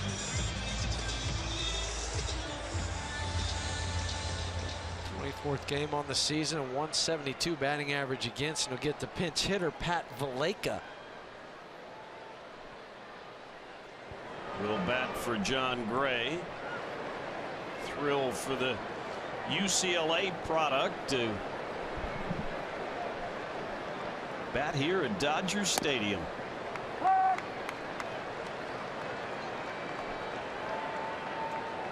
This college is going to take on Stanford tomorrow night over at the Rose Bowl, and a kid by the name of Christian McCaffrey. Yeah, he's pretty good. Yeah, he's real good. Avilan excellent at changing speeds. 1 ball and 1 strike. You know, talking about football, of course, we've been discussing Vin Scully all night and his incomparable baseball coverage, but he's covered a lot of sports. Football, golf. Well, here's some examples for you. The Jack Nicklaus, when he won his 5th Masters in 1975, Vin Scully was on the tower at the 18th green for CBS. One of the great moments in NFL history, the catch, Joe Montana and Dwight Clark. And they said that Pat Vallejo went around, and that's a strikeout for Avilan.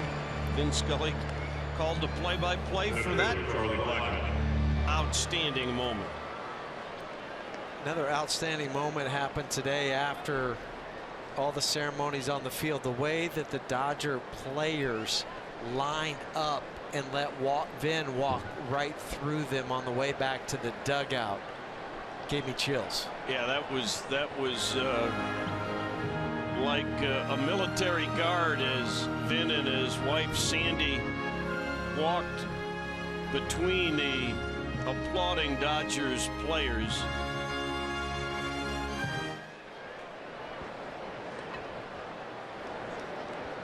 Charlie Blackmon has 2 of the 4 Rockies hits.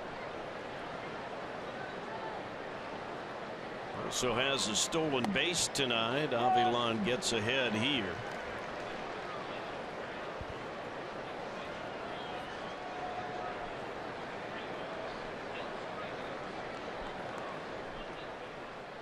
Dodger Stadium's been a challenge for the Rockies through the years. They've dropped 4 straight here to LA, trying to turn it tonight. 0-2 on Charlie now. Of course, that weekend in early July, the Rockies only scored 2 runs in the 3 games. It was July 1st through the 3rd.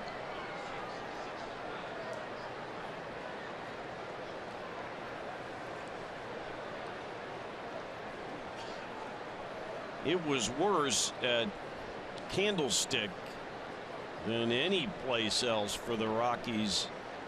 Things have gotten better of late at AT&T with the Giants. Candlestick's a hard play. It was a hard place to play. Easy chance for Adrian Gonzalez. Avilan has retired the first 2 here in the Rockies' 5th. They've done pretty well at old Jack Murphy and then Petco. But the Giants, that's the toughest one of all. And of course, for all of these stadiums at sea level, the marine layer at night, the more humidity, it's the greatest change from the drier altitude environment at Coors Field. So some of that has to be expected, and DJ will be 0 for 3 after that soft liner. Halfway through, the Dodgers have the advantage on Vin Scully night.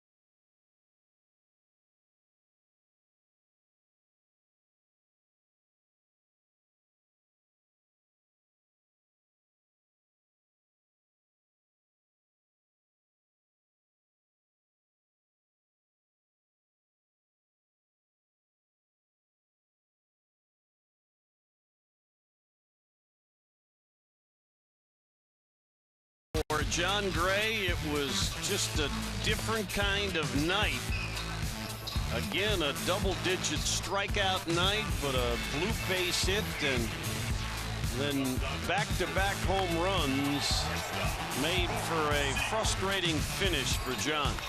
End up throwing 106 pitches, or just 7 less than what he threw last time out when the 9-inning complete game back at Coors Field. Well, we'll turn the baseball over now to Jeff Hoffman, who last made an appearance on the 14th down at Arizona.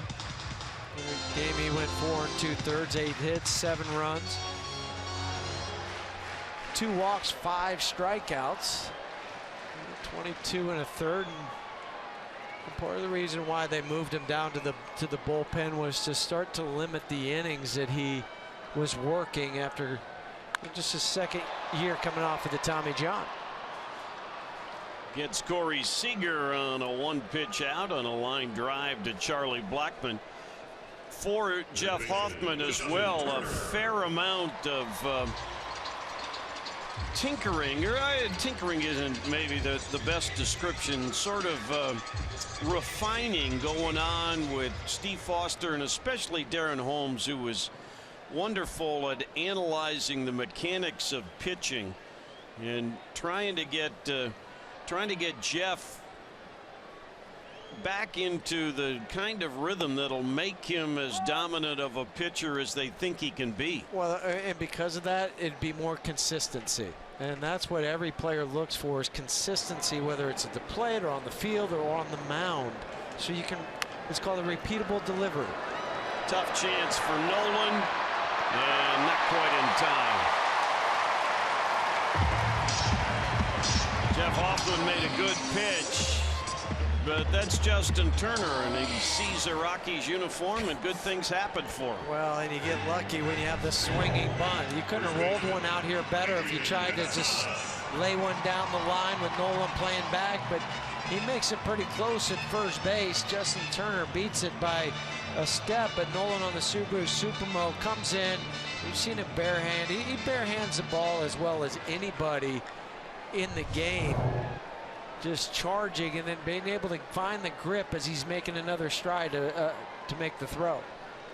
And that aspect of it that Jeff, I don't want to say he ho-hummed it, but that's because he's done that so many times when he played on the infield in the big leagues. But barehanding that is not as easy or as simple as the great infielders make it appear. And I've said this before, I've used the analogy, it's almost like Nolan has Velcro in his bare hand while he's catching the ball, and then it magically disappears as he gets ready to throw it.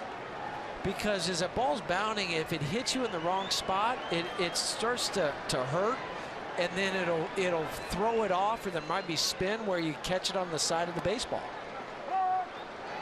1 ball, 1 strike, and Nolan, as he says, all the things that he does on the field, he says most of them, if not all of them, I've practiced, so that my anticipation, so that my mechanics are something that I'm already comfortable in doing. 1-2 the count on Gonzalez with 1 on 1 out.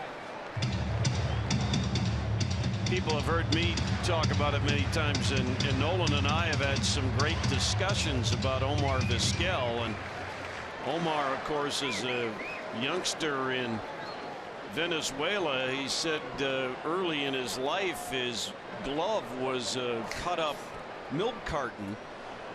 So he goes, I had a better chance of catching the ball in my bare hand than I did with the contraptions that we would wear. And then he does it in the Chris Bosio no-hitter. Yeah. Late in the game, he barehands the ball in the 9th inning when nobody else would have the courage to do that. Yeah, so many times he did it in the hole in the 8th inning of Game 7 of the World Series. Blackmon will play it on a couple of bounces, but Turner will get to third. Looked like a changeup away, but not down enough. And Adrian Gonzalez. Well, and then Adrian Gonzalez. Yeah, and he hits it like a changeup because he catches it off the end of the bat. To give us a better look. It turns over, but watch the contact point. But see how he leaned over to get to that ball that helps create a little bit more length. So he hits it to center field, and then Justin Turner over at third base is just one of those ball players that it's not fast, but he's a good base runner, and that was a smart read. Dodgers, a couple of 2-run innings. Now they've got Grandal, who knocked in the first 2 runs.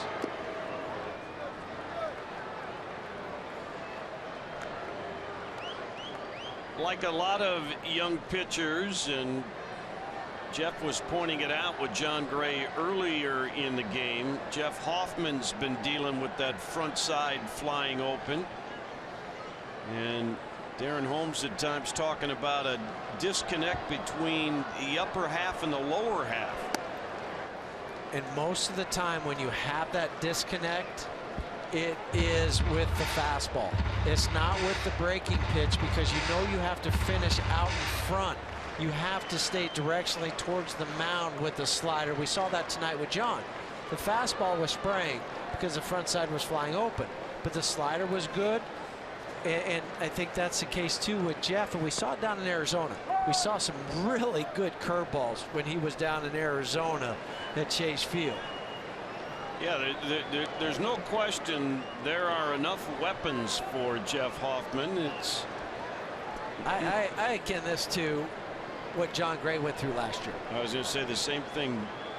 I can't agree more that he's going to learn an awful lot this year, and if he takes the same approach into next spring training that John did, because with the people we mentioned, John Gray and Chad Bettis and Tyler Chatwood and Tyler Anderson, that battle for that number 5 spot in the rotation, if it's just the guys internal, right. I mean, Marquez, Hoffman, maybe Freeland. Senzatella. Yeah, down to, might not be at the beginning, but Senzatella will be knocking on the door. Castellani, another.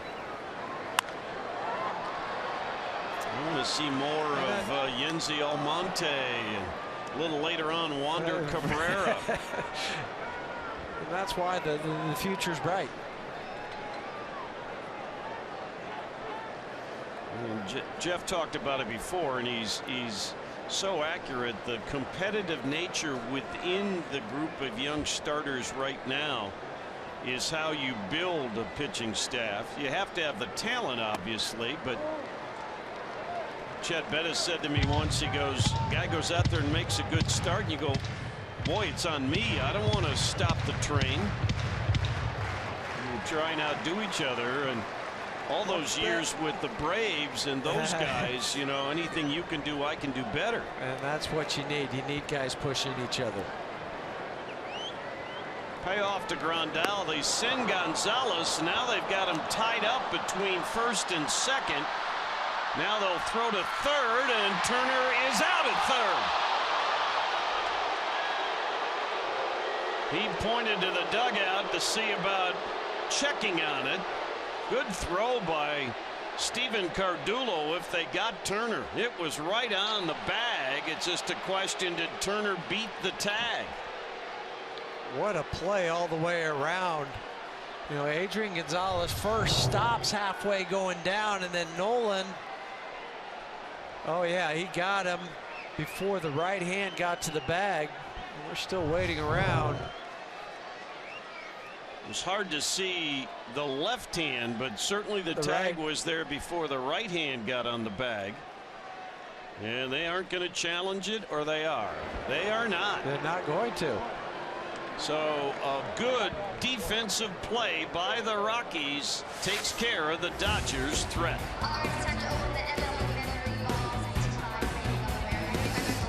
Left hand.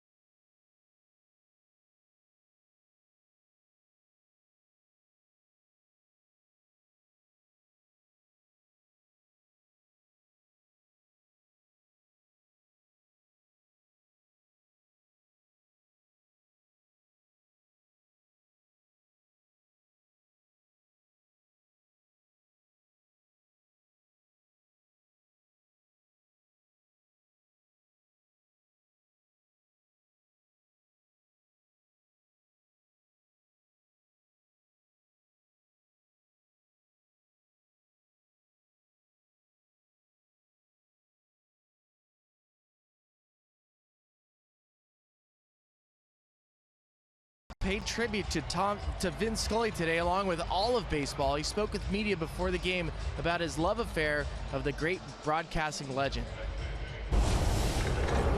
One of the things that I've always loved about Vin, because I am at heart a New Yorker, is, you know, that he's a Fordham grad.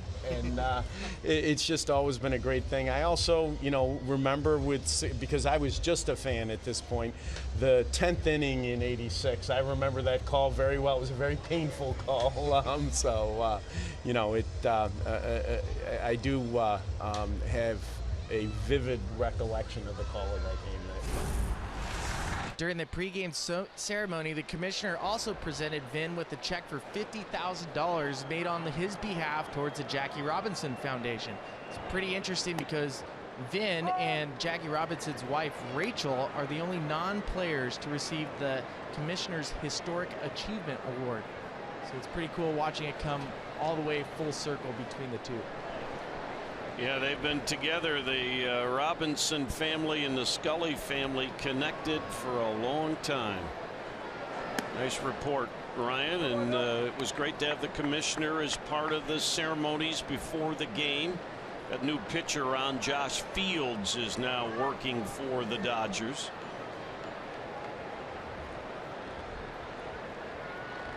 Fields was acquired from Houston back on July 31st. And the Rockies are going to put up the board. #1 on the 6th inning on that touch-em-all time for Nolan Arenado. Nolan just continues to put up big numbers. Only last year, this year, back-to-back 40-plus home run seasons for Nolan. And he continues to torment the National League West. No doubter. Josh Fields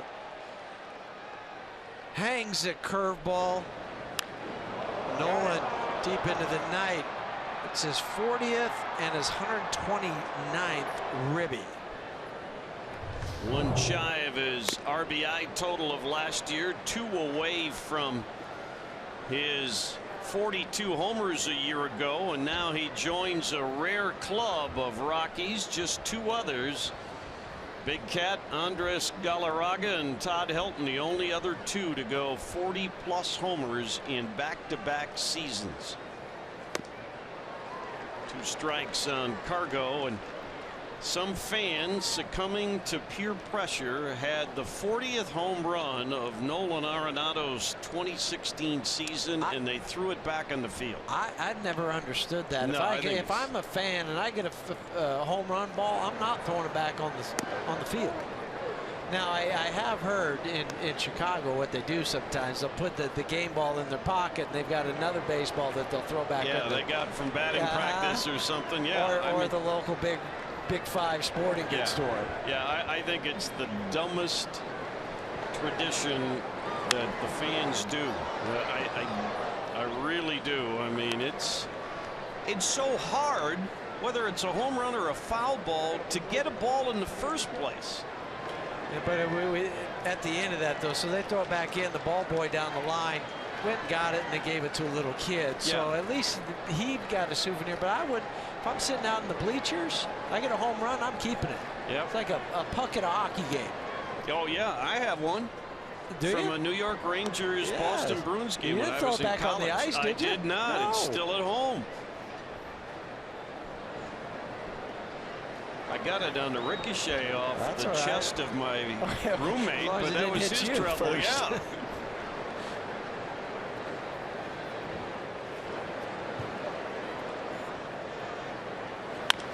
This well struck, but Peterson's going to get there. One down here in the Rockies' 6th. Well, fans, Coors Field is available year-round for special events, and most areas of the ballpark can be reserved. Call 303 Rockies for more information, because you have suites and party facilities. David Dahl will pinch hit for Ryan Rayburn.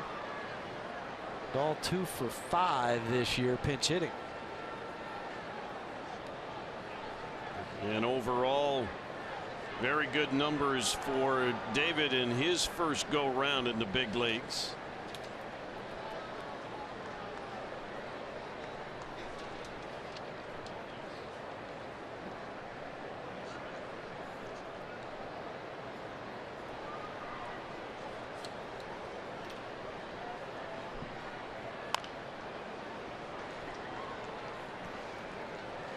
I don't think we give enough credit, and it'll be interesting to see next year how so many of those guys respond.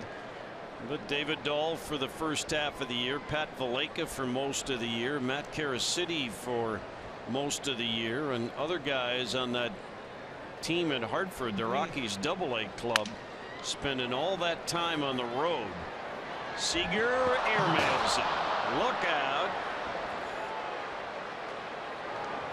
Got the Rockies scattering in the dugout, and John Gray, I thought, was one of the guys getting out of the way. Might have been somebody else, but David's probably going to get a base hit and the error. Yeah, it is going to go down as a base hit, and then E on Corey Seager, his 17th this season. I think for a moment he thought that Justin Turner was going to be able to cut that off, and then when he didn't, he knew he had to rush. Whenever you rush as an infielder, you'll start to go, but you'll leave your arm behind, much like a pitcher does, and that's why you'll sail it. You'll see that guy getting down the line so fast, you say, oh, I'm in trouble, and that's why he airmailed it. See if the Rockies can take advantage. Tom Murphy now, look out.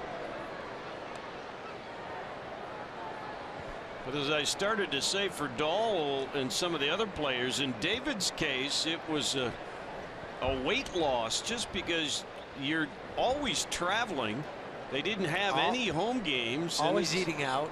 Yeah, and it was hard to maintain the kind of nutrition you want to have. And he's a pretty energized guy anyway, and he was just burning up more calories than he could consume, or especially good calories to consume. Yeah, and that's why tip of the cap has to go to the four guys there. You got Ron Gideon, Darren Everson, who's on the trip, Dave Burba, Jeff Salazar, the hitting coach.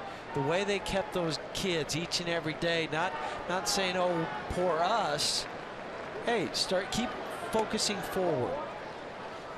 And actually, if they had kept all those guys together, I'm sure they would have made the postseason. But again, from the Rockies' perspective, if a guy's forcing you to move him up when you go AA, AAA, then you have to move him.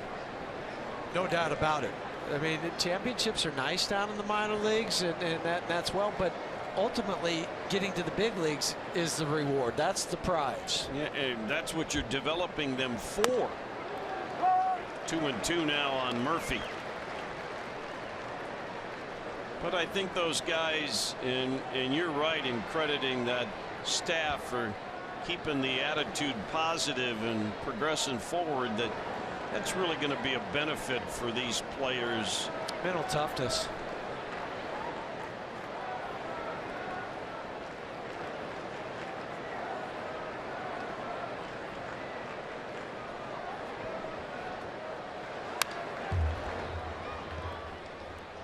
Fought off a pretty good fastball there.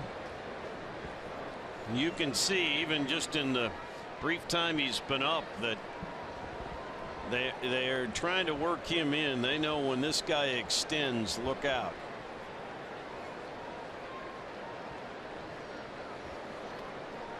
He hasn't hit a cheap home run yet among the 5 that he's hit. No wall scrapers is that what you're saying? Yeah, maybe back wall.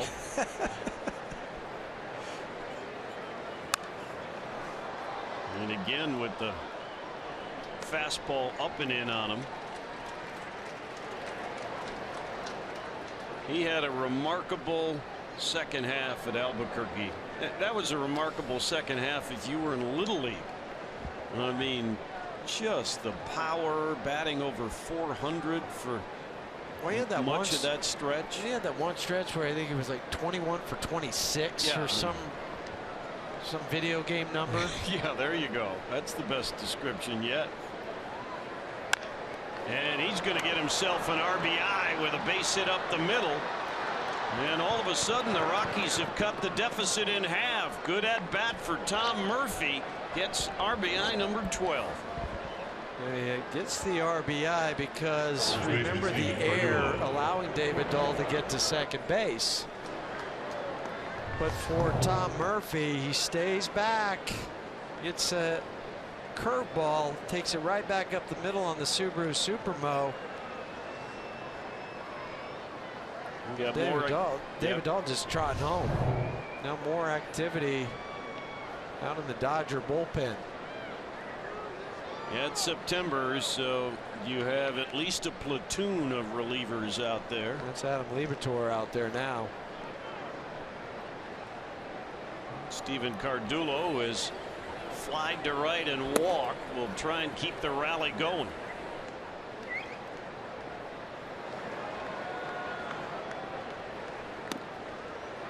Again, in talking about preparation, visiting briefly with Vin Scully yesterday, he referenced Steven Cardullo. And for Vin, though, you know, the Cardullo story to get to the big leagues, Vin just thought that was what makes the game so wonderful, that he kept plugging away, and here he is in the big leagues. Well, you wouldn't have that opportunity in another sport. Very, very rarely. Yeah, where you would be going to an independent league to play for 4 years to get another shot at just signing with the club and going to spring training. Yeah, and I go back to the thing I love the best in a chat with Steven, a tryout camp at Florida State just to be invited to a tryout camp. How do you do that? Trying to give Vin Scully a souvenir, Vin next door to us, but it went above the booth. Or at any event, just allow Vin to talk about him a little more. Yeah, that's right. Yeah, he knows Vin's talking. I gotta milk this for all that I can.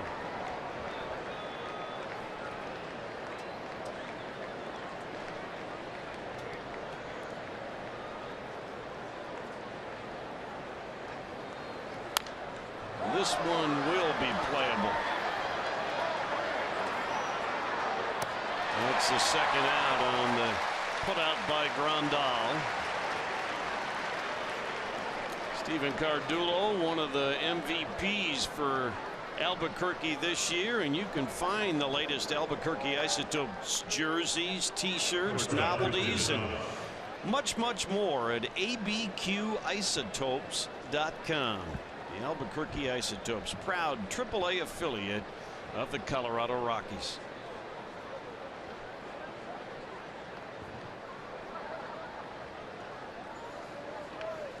Christian Adames got to third in the third inning, but had trouble, didn't tag on a drive to right field that was caught on a dive by Josh Reddick, and the Rockies missed out on a chance to score that inning.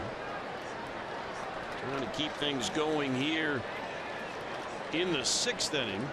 Well, if he keeps it going, you'll have Daniel Descalso, who is on deck, come up to the plate.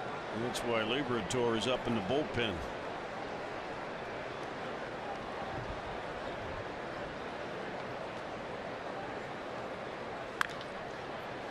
Two strikes on Adames, checking to see if his bat was broken. It's okay.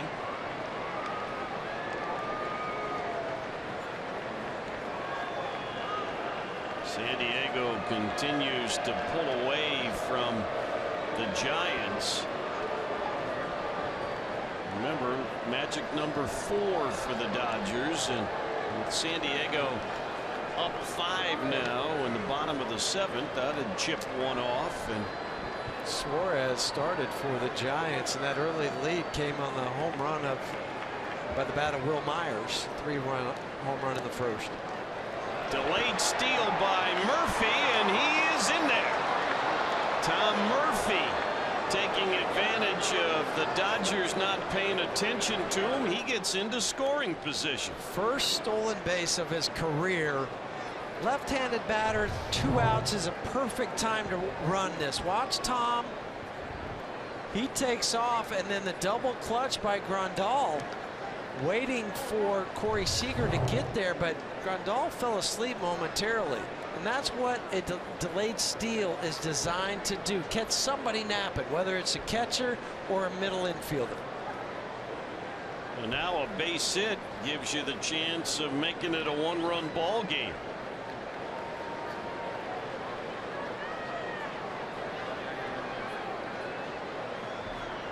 Adames does have 16 RBIs.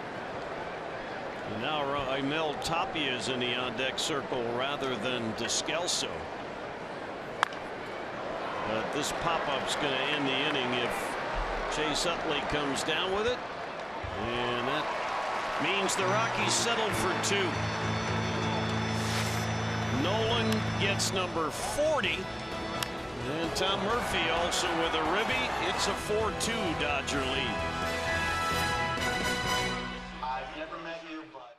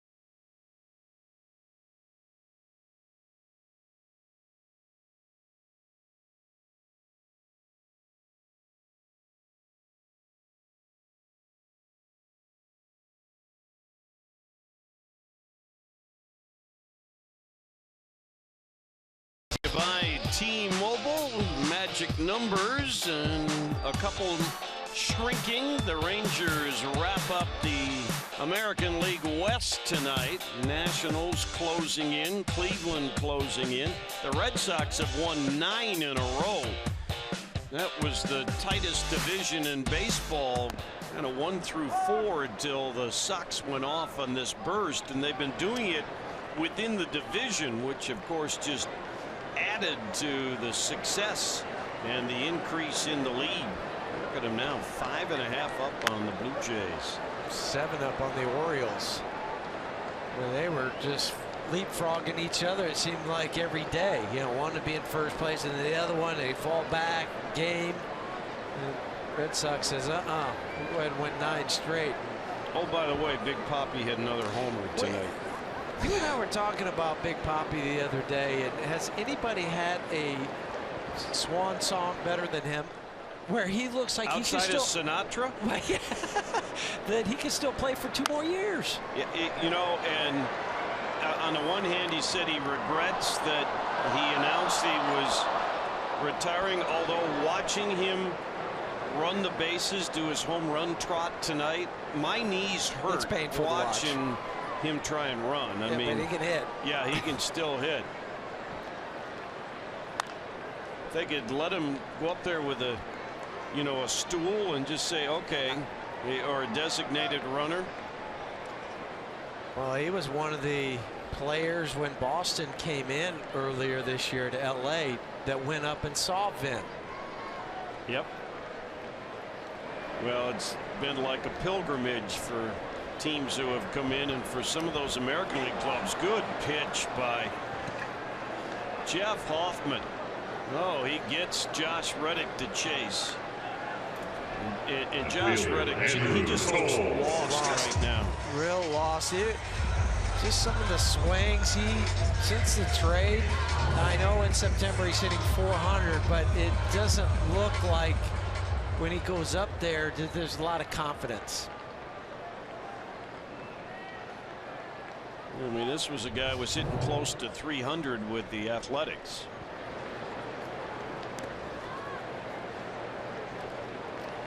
The last inning of work for Jeff Hoffman, in all likelihood, with the pitcher's spot due to lead off the 7th, and the Rockies at the moment just down 2.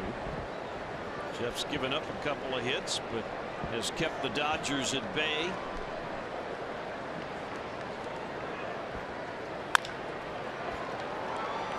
Been many chances for DJ tonight, but he takes care of Tolles for the 2nd out. And again, it's just one small sample, but we haven't seen Jeff Hoffman since the tough night in Arizona. He already looks better. Just some time off to regroup, but to get, as you said, get some extra sides in, to get the mechanics going, knowing that you've got limited opportunities from here to the end of the season. But don't think that, oh, after what happened against Arizona, I got to do all that. No, just go ahead and pitch your game, learn something from that game, and apply it to this one. And let me ask you this, Jeff, because you and Spilly are people who could answer this more than I certainly could. How much in your early times in the big leagues, when you hit that bump in the road, when you have an extended slow period, do you feel like you've got to reinvent yourself? I know personally for me, I did. I felt like, man, if I don't do this, I've got to do something else to get going, that I've got to show them that I can do it. And that's a hard lesson to learn, to not try to do that. But there's no worse feeling in the world when you come to the big leagues and you got some hype and you maybe do well early and then you struggle, or you don't do well and you think, uh-oh, is this the only shot I'm going to get? It's bad. I had it my first year. I came up, did really well. The next year, a little bit higher expectations. I didn't do well. I couldn't field. They sent me back down, and I did not play well at all. I earned that demotion. And how long did it take you to overcome it internally? It took me a little bit, because I went down and did okay, called back up, didn't do very well again.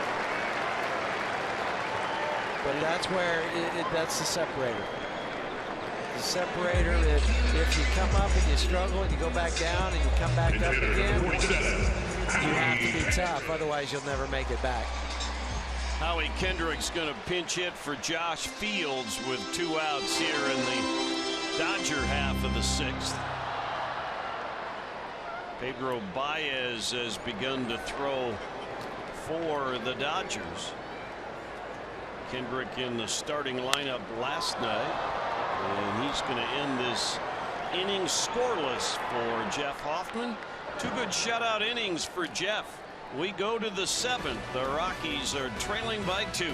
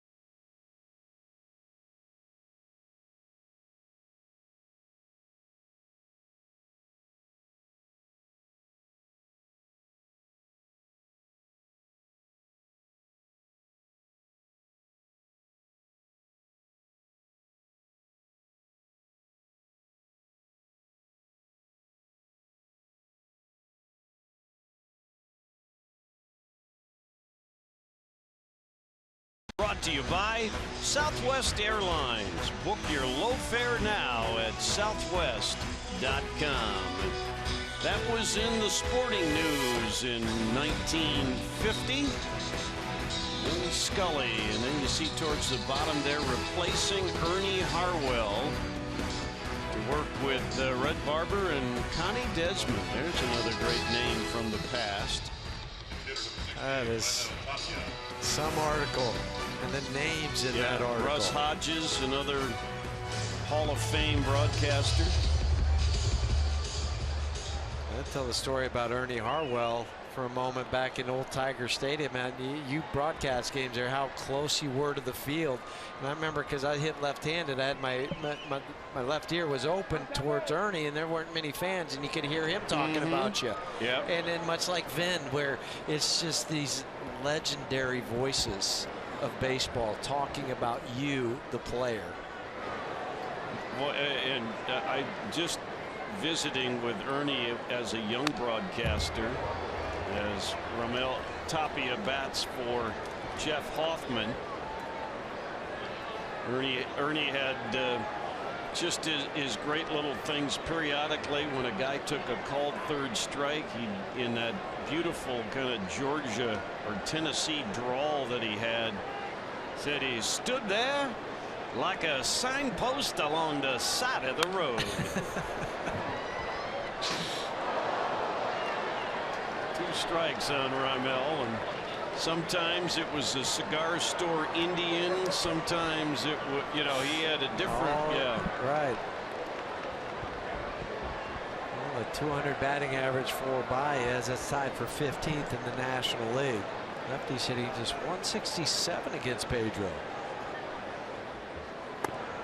And he gets Tapia.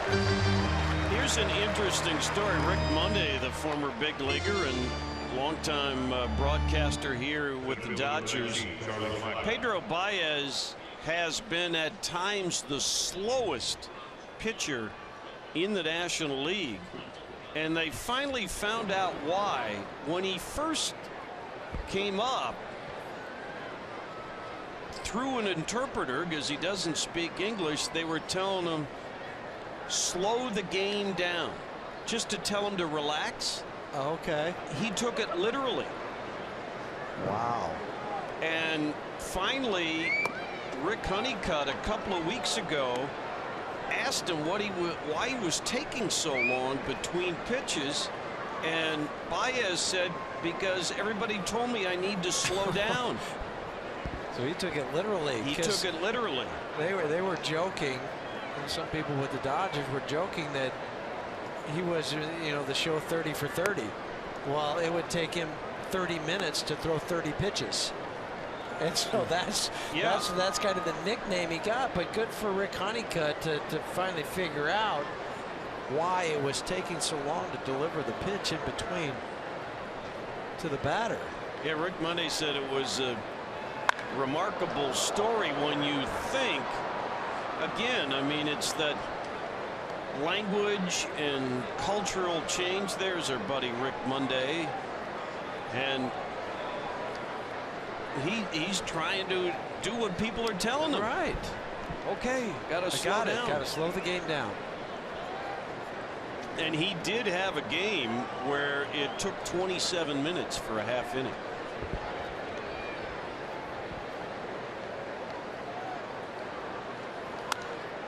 Two and two now on Charlie. Has 2 of the Rockies' 7 hits tonight. Bolt to the right side. He had a single to lead off the ball game to right center field. Then he pulled the single between first and second in the third.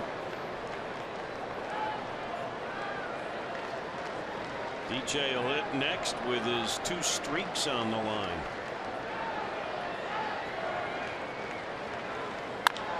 Charlie hits this one well, but Reddick playing deep can get back in front of the wall to make the play. Jack, you and I have been to this, and it's a blast, and I'm talking about fantasy camp. And if you've ever dreamed of becoming a Colorado Rocky, you can do that. Sign up for fantasy camp now. It's taking place at Salt River Fields at Talking Stick. That's January 31st through February 4, 2017. Visit Rockies.com/fantasycamp for more details. Yeah, I'm looking forward. I'll be down there. Last year I couldn't go. This year I plan on being there. I know. We like playing that last day. Yeah, that's Campers fun. versus the staff. That is a blast.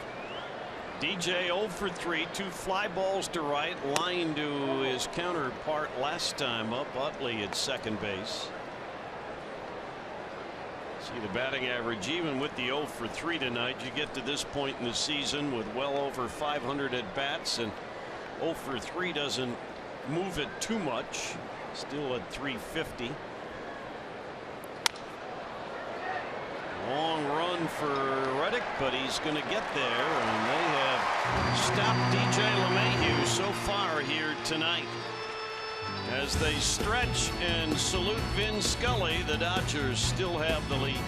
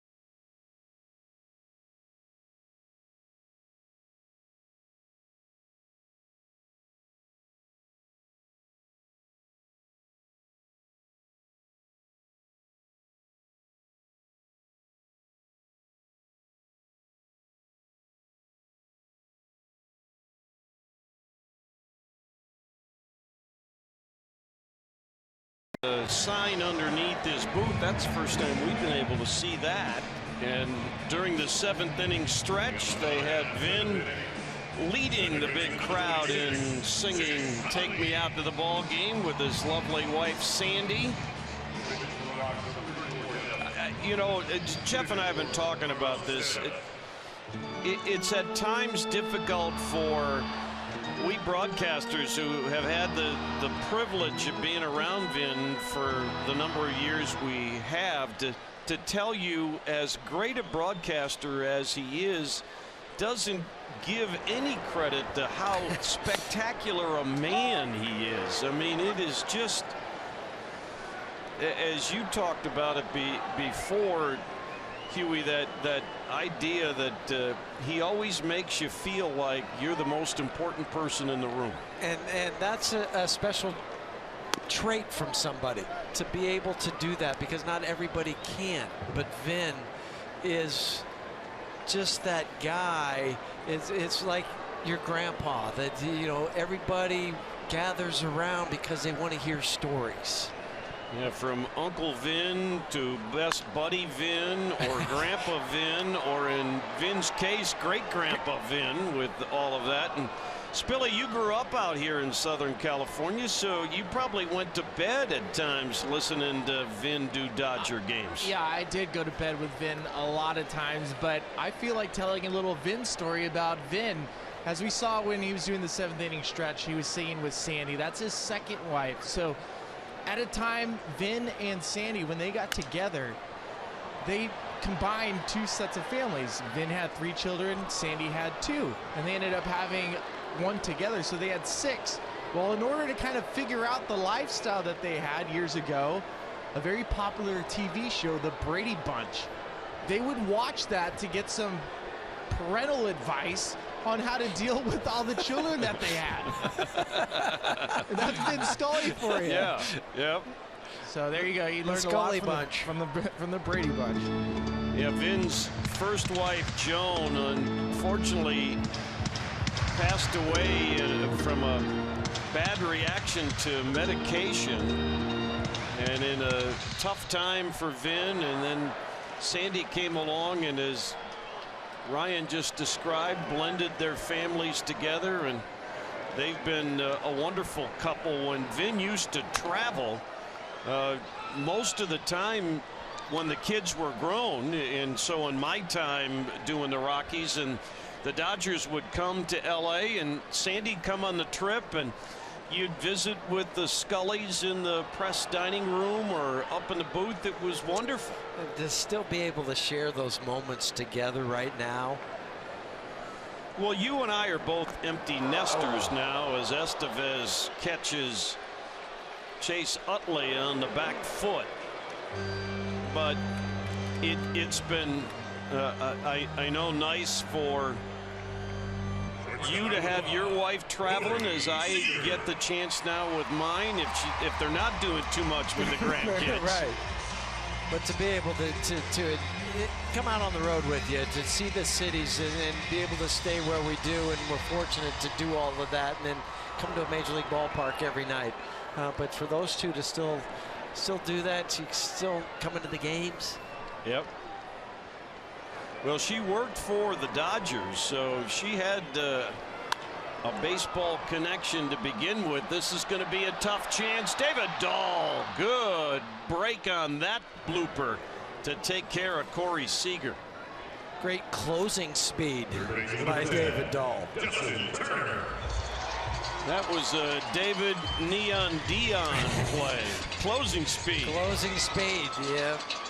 Hit the high fly ball, and David did just like you're taught as an outfielder. Just keep running with your glove by your side like you're sprinting down the track, and then reach up for it. Well, go here and slap my wrist, because I should have said David Dahl played that ball like Chris Harris.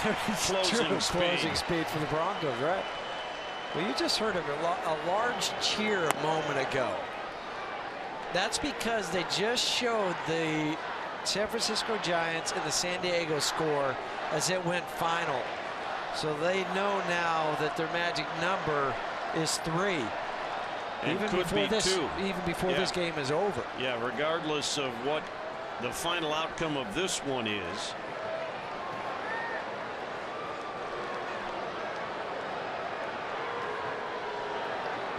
Well, for a guy who always hated those cornerbacks with closing speed.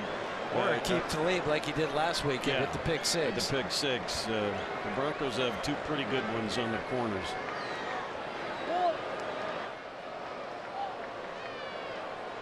I don't know if that was Turner asking for time or if it was Tom Murphy, but Turner with a I'm assuming infield it hit was and a hit by a pitch, excuse me. I was assuming it was Turner, because most of the time if it's a catcher, the umpire will point to the catcher,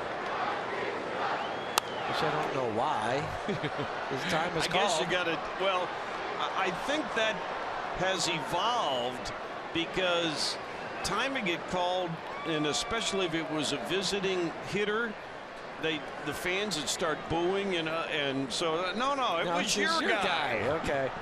That's my guess. Well, I mean, it's as good a guess as anything, because I don't remember them doing that up until maybe the last 7-8 years. I agree with you. It's a more recent thing.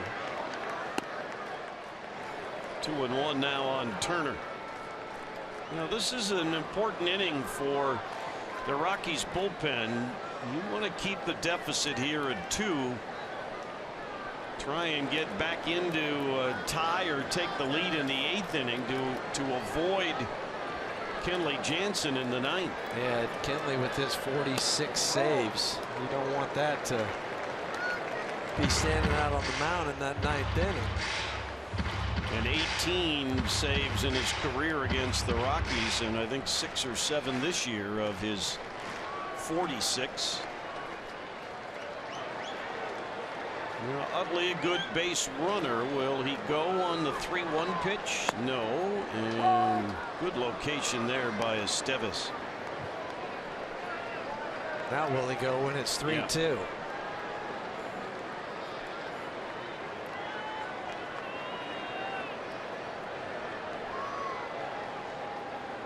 Turner has struck out 105 times this year.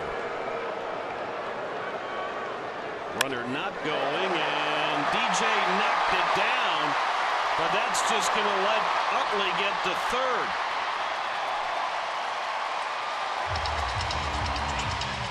It'll be a base hit, and the Dodgers have men on the corners, and Justin Turner, who is about a .400 hitter in his career against the Rockies, whether it's a little infield hit or it's a ball back up the middle, he finds a way to get on against Colorado. And what an effort from DJ on the Subaru Supermo. I mean, he ends up on his shoulders, on his backside, has to flip over.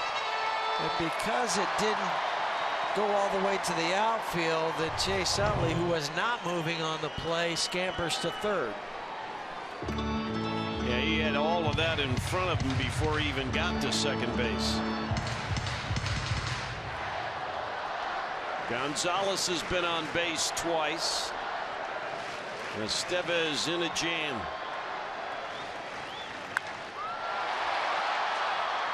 And that'll score Utley. That's all he wanted to do. Classic Adrian Gonzalez. He was just thinking, get the ball airborne deep enough to let Utley come in. 86 RBIs on the season for Adrian. And that makes 130 RBIs in his career in 164 games against Colorado. Watch this. I mean, that swing has not changed since the time he broke into the big leagues to today. Yeah, he usually is in such great rhythm. Well, and here's a thing to note tonight. Dodgers have scored 5 runs, 2 hit batsmen, and 1 of 4 walks represent 3 of the 5 runs. With a free 90 feet. You know, sometimes we talk about free 90s being moving from first to second or second to third, third to home, but those are free 90s to first base. And on the road, when the home team has its comfort, just like the Rockies do at Coors Field. Well, the Dodgers are 50-28 here at Dodger Stadium. That's second best in the National League. Now the Cubs, they've got 56 wins at Wrigley, so they're way ahead of everybody else. But still, 22 games above 500. Well, yeah, they're trying to catch Washington and maybe have the second best record, get a potential home field scenario in the divisional playoff round.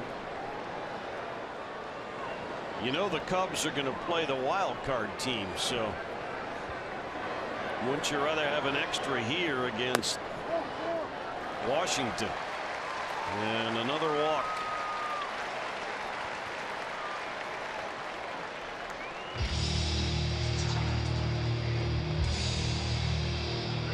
Been a learning experience for that young man too. Tom Murphy out to talk to Carlos Estevez. You know, I think a little bit at times, Jeff, I'd love your thoughts. You know, he was really just kind of a one-pitch guy for a while and knew he had to incorporate some other pitches, and now he's struggling to find that one pitch again.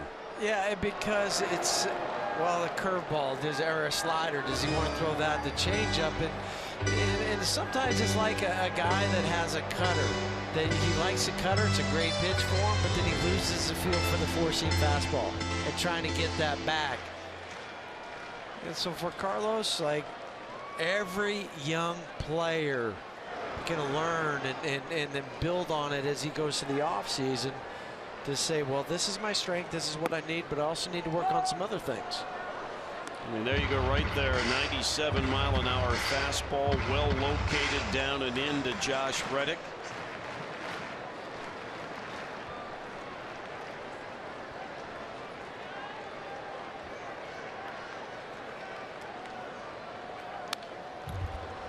The last two pitches he just came after Josh Reddick, and Reddick hitless tonight with a couple of strikeouts. And again, the faces he has made tonight, because it has been not only tonight but since coming to LA such an offensive struggle. It's a frustrating game at times. Dodgers will have some interesting roster decisions, you know, with the good September for Puig since his return. Well, to me, he's a lock. He has to be. And then the way Tolles has played, and you have Peterson with great numbers against right-handed pitching, great in comparison to just awful numbers against left-handed pitching. But that's why Puig's a lock for me, to do that. Another one, Andre Ethier. Mm-hmm. I mean, you want that experience, and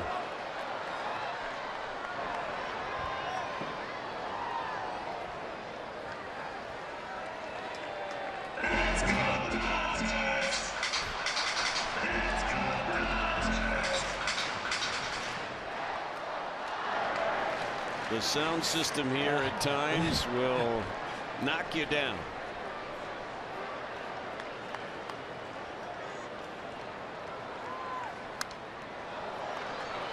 Now he just bringing the fastballs, and Reddick's trying to get on top of it.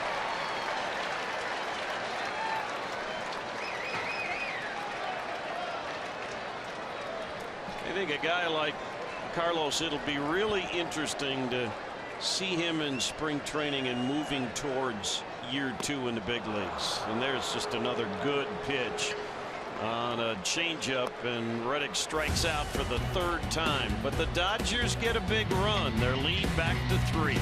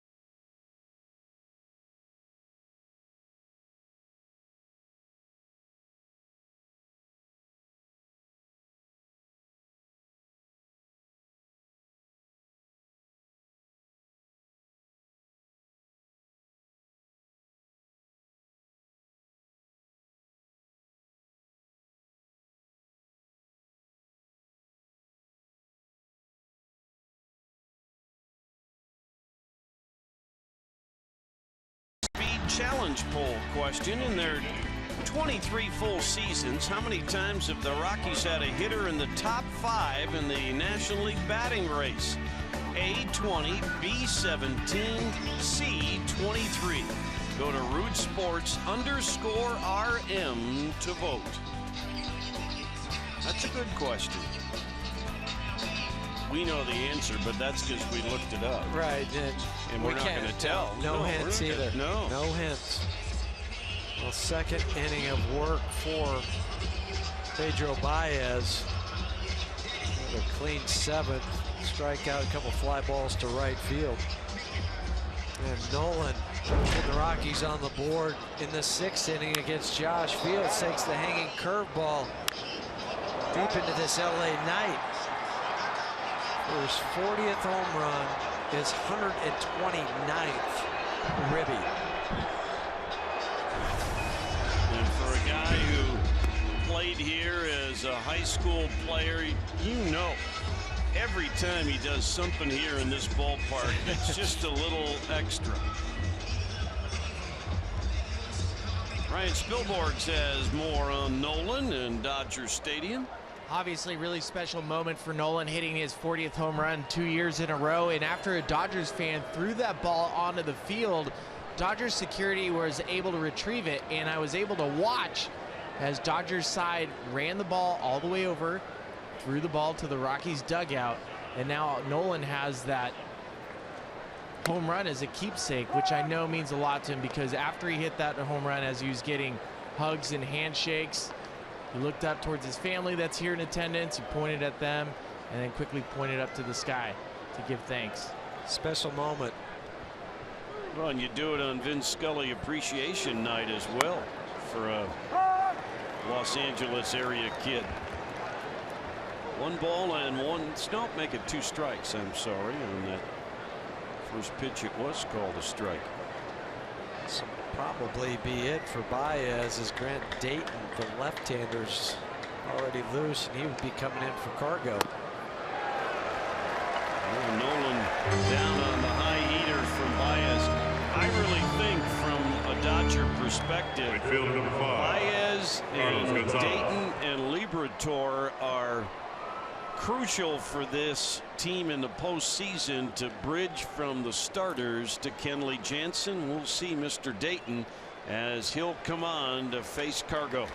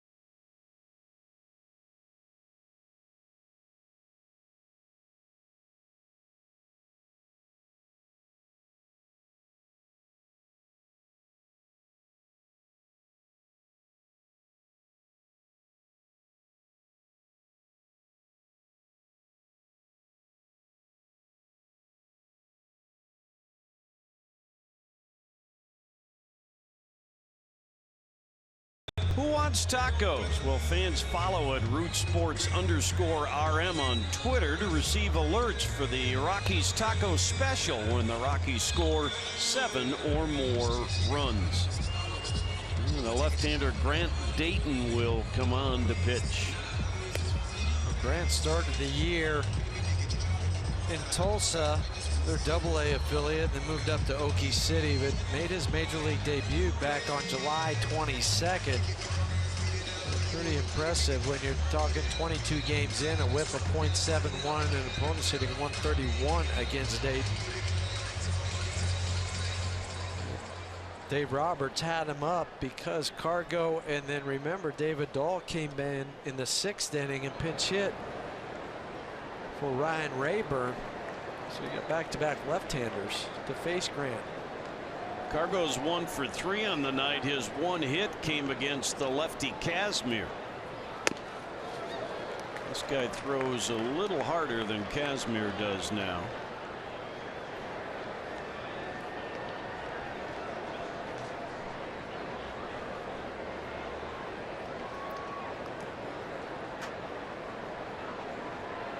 Big shift on the infield for the Dodgers. Cargo goes the other way. Tolles is not going to get there, and it dropped fair. Cargo will hold at second with double number 40. And that's a big number. Gives him 209 in his Rockies career. It's 5th all time. Of course, Helton's the leader with 592, way in front of everybody. This would have been a double no matter what Tolles did out there. Tried to catch it, and it went off the wall, went by him. But where it hit, Cargo was going to be able to move in there, and he just moves past Vinny Castilla, who had 208. That's where that run for the Dodgers last inning looms larger now. You've got to get another base runner before you can get that tying run to the plate. There's Vinny. I got you, dog. That might be Vinny's all-time favorite line. Yep.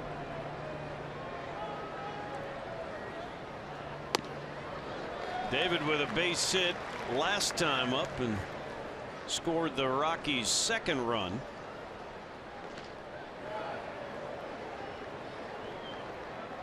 Done a pretty good job himself against left-handed pitching this year. Really gone the other way nicely against the lefties, where it's into the left center field gap over that 5.5 hole between short and third. Well, I think because he is so quick with his hands, Jeff, doesn't he have the ability to wait just a little longer? Great call. Yes, he does, because of it. Some guys don't feel like they can wait that long, but David can.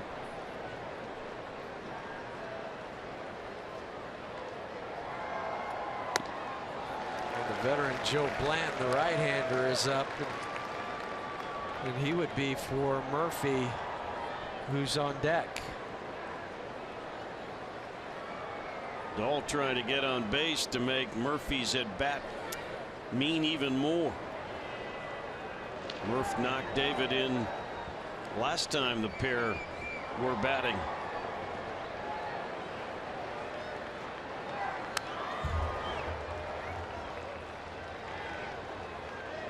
Rockies have activity in their bullpen as well.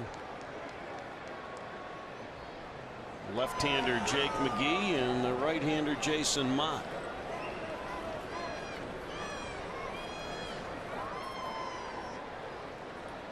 AAA pitching coach Darryl Scott there in between the two of them. Did a good job at Albuquerque this year.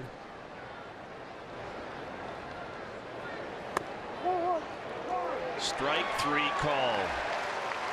And to wait for Larry Vanover, and on the edge Dayton paints it and gets the 2nd out. Paints it up and away. Gives you that little bit of a delay, does Larry Vanover, like Tim McClellan used to do. Wait, and then 2.5, 3 seconds later, he's ringing you up. And that's frustrating, I would think, as a hitter. I mean, you have some sense it might get called, but just do it immediately. Yeah. Let me know. Even say it, and you can do the gesture for the crowd. He's pretty loud, guys. Even though it looks like he's taking forever, he's saying the strike call as soon as it crosses the plate. So well, just at least that helps some. Yeah, I mean, from here, from where you guys are saying you can't hear it, but from right here I can hear it. As soon as it crosses the plate, he sees it as a strike. He's making his strike call. He's just his animated. Okay, it so takes a little bit of time to get to his strikeout. My apologies to Larry then. Right. Same with Tim McClellan. McClellan would just... I remember Timmy. He would do it. You could hear him say it, but it would be a little bit later. Maybe because he was a Red Wings fan too. I don't know. Now, is he calling it as soon as Frank Drebin called them?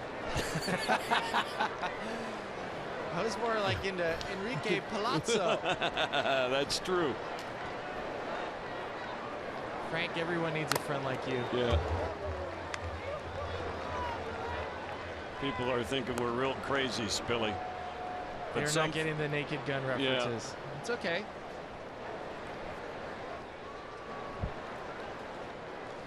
Yeah, when they had Kevin Costner and they talked about being in, when they introduced him into the pregame ceremonies for Vin Scully and talked about, you know, 3 of the greatest baseball movies of all time, and you know they didn't do Police Squad or Major League. Come on.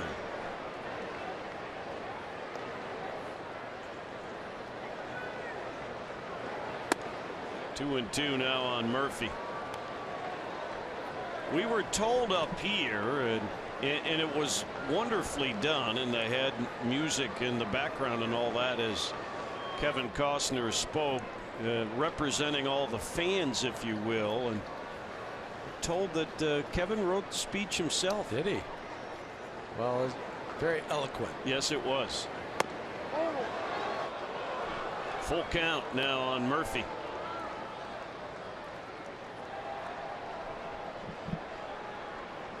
You know, said so many of the things that all of us feel about Vin Scully, and the music touch was nice. John Williams conducting members of the LA Philharmonic for the national anthem. You could tell it was LA/Hollywood, couldn't you? A little bit of everything. Pomp and circumstance. Yep.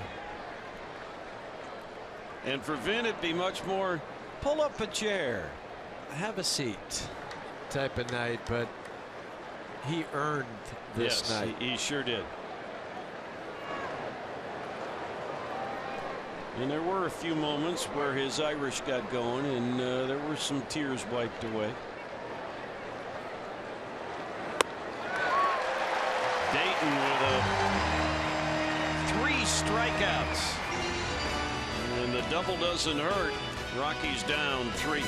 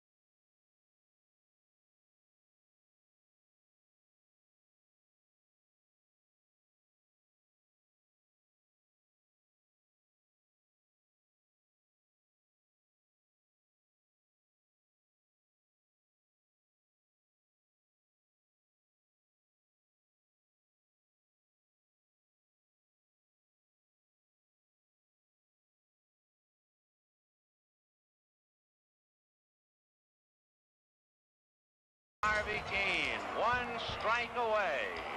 Sandy into his windup. Here's the pitch. Swung on and missed. A perfect game. One of the great calls of all time by Vin Scully, and he said, people told him afterwards what a thrill it was for them, all the drama that he used by telling the time. And he said he was really doing it for the engineer back at the station. So if people wanted copies of it, they could do it by the time. So he was just doing the time, you know. Only Vin would think about that. Thinking of other people, Yes. you know, hey, what if he gets, you know, and he doesn't want to have to make copies of the whole ball game, you know, just the ninth inning, and that's Vin Scully.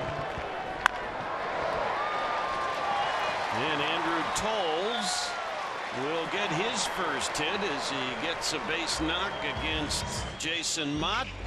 Ryan? The best part about that entire call is the very end. He says, and Sandy Koufax, whose name will always remind you of strikeouts, did it with a flourish. He struck out the last 6 consecutive batters. So when he wrote his name in capital letters in the record books, that K stands out even more than the OUFAX. Brilliant. Yeah, his ability to turn a phrase just. I love the one, of course, now people would think it's politically incorrect as Tolles goes to steal, and he gets thrown out by Tom Murphy on a good tag by Christian Adames. And we'll get back to that story in a minute, but the throw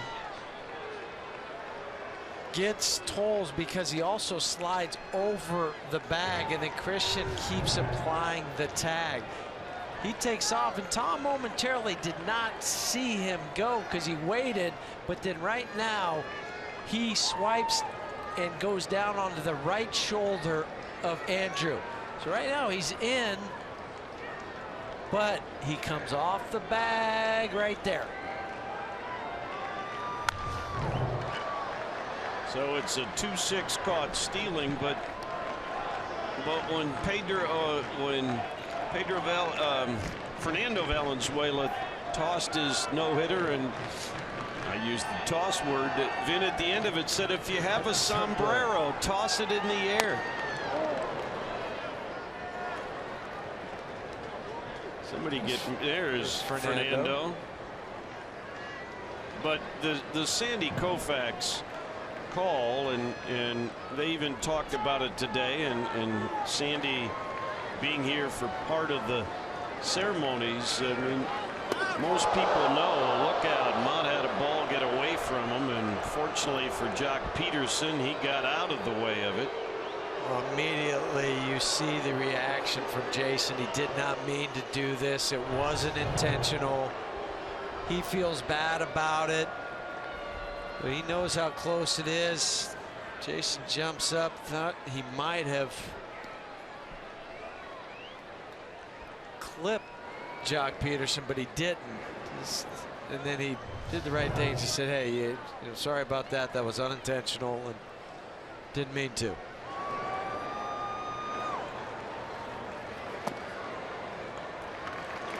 And it ends up being a walk for the second straight time for Peterson.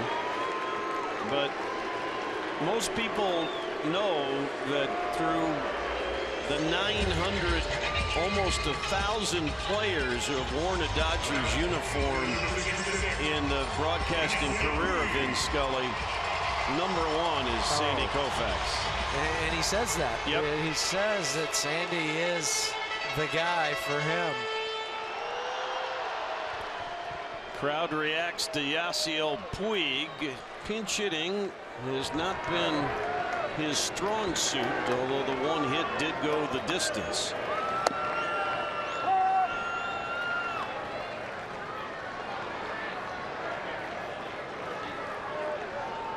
Overall 256 we showed you on the batting mark for Puig.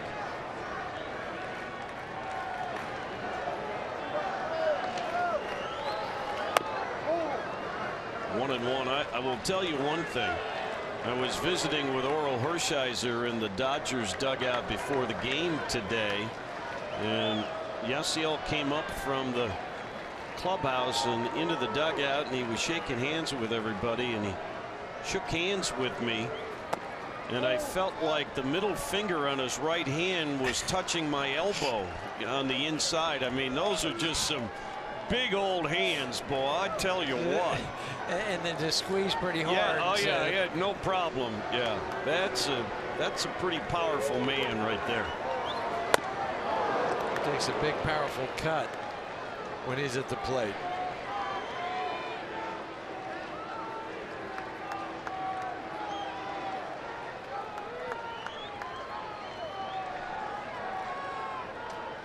Dodgers have given him a lot of latitude, trying to maximize that potential, and he got foul ball. Foul ball. He acted like he got hit, but it hit the bat and probably got the hand after the bat. Those are the stingers. Starts to swing right off the knob, but the bottom part of the hand, it pinches it because he's off the knob, and that's why you'll get that pinching feeling on the backside of your hand. See how he takes that bottom hand? Yeah, he's covering the knob just about totally. Cardullo, I don't think he found it soon enough to maybe have a play. That's a tough angle.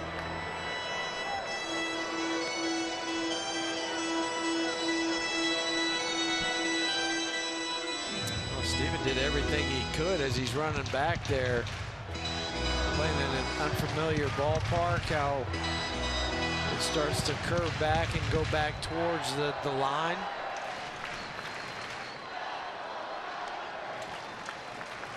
When you're holding a runner on, yeah, a lot of things can go wrong there or make it more difficult.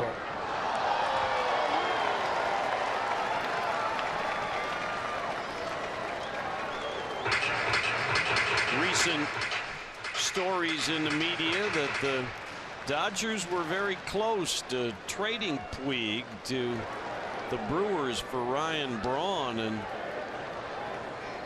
it was more about the deadline taking it away, but Puig gets his second extra base. For a moment, it looked like he might have his second home run, but as a pinch hitter. They might look at this one for fan interference. With the fence down the right field and the left field line, it's not very high, just 3 feet high. See what this fan does. This is going to be interesting to see. He reaches over. And I think it'll stay as a double.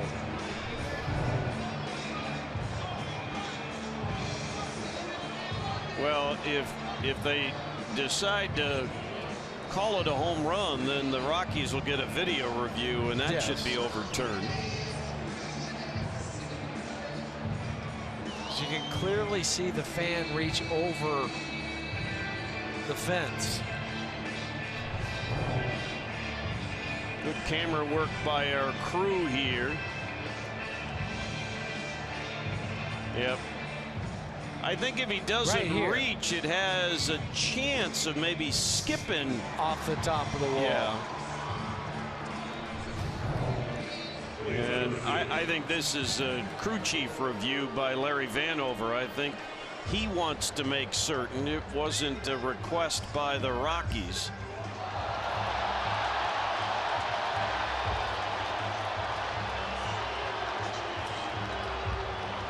They're showing it on the big video boards now, and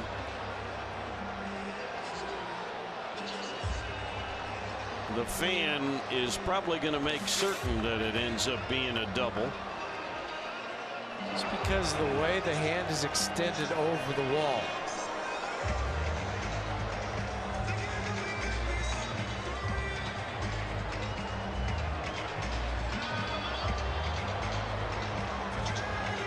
The So Puig's going to be 2 for 14 now as a pinch hitter with a homer and a double. Yep, they are calling fan interference. Peterson has to hold at third. He was being held there anyhow. Dave Roberts going out asking Larry Vanover about the mechanics for that ruling. Dave is satisfied. And now the Rockies have to bring the infield in. Chase Utley struck out 3 times against John Gray, among John's 10 strikeouts. He hits it to third. Cardullo comes to the plate, and now they've got Peterson caught and then almost tagged out Puig, who started to head back to second base and then came back to third just ahead of Tom Murphy. But a good play by Cardullo and Tom Murphy. All the way around, you get the hopper to first base. You're playing in. Your first responsibility is to make sure that guy doesn't get home. And Steven, even with the runner Jock Peterson going on contact, makes a strong throw. Tom thinks he's going to have to apply a tag. And he saw where Puig was, and he did the right thing. Run back towards that bag. Because if both guys are going to be there, one of them's going to be out. So now he knows where Puig was going. I'm going to apply the tag and get 2 outs. Line drive just foul off the bat of Corey Seager. So Puig got into third, but Utley is still at first.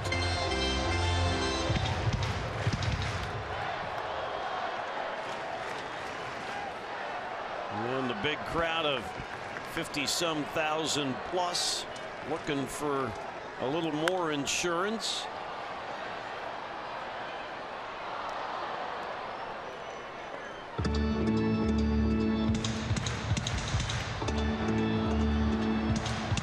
Big fireworks show after the game as well tonight.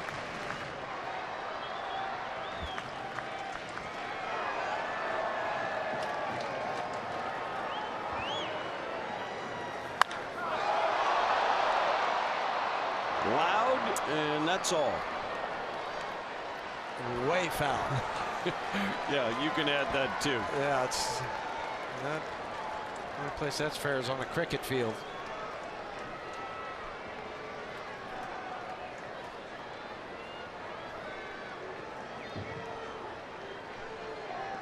Gray, Hoffman, Estevez, and now Jason Mott have all worked tonight. Strike 3 called, and Seager got caught standing there like a signpost on the side of the road. We go to the 9th. 5-2 Dodgers.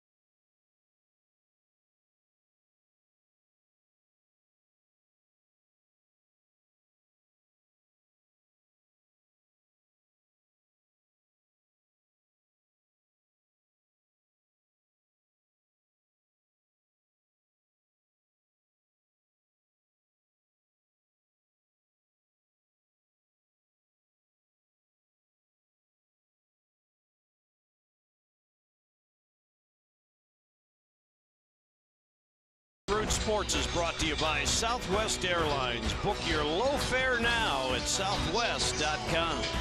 And by Wells Fargo. Wells Fargo customers get your 2-for-1 club level tickets by visiting wellsfargo.com/Rockies. Let's get a preview of our post-game activities back in Denver with Jenny Kavnar.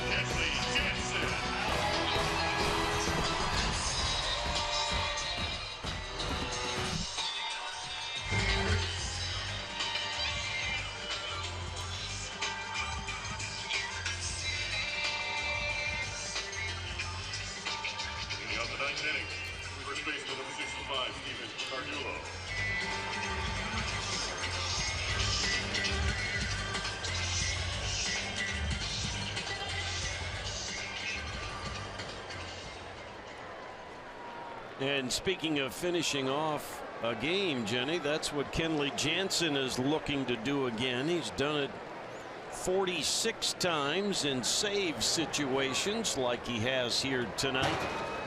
It's second in the major leagues and a career high for Kenley. Tough call, Jansen or Britton. And we've seen them both. Yeah. Boy, I don't know. I probably Britton. I'd probably go with Britton. Just this year. This year, yeah. But that's like saying, what do you like better, Porsche or Ferrari? I mean, you're not going to say no to either one. A different type pitcher, but you'd certainly have to sneak the guy there on the bottom of the list, Mark Melancon, as well. K-Rod, just another kind of resurrected season. Francisco Rodriguez with 44 saves. Familiar with the Mets with 49. Yeah.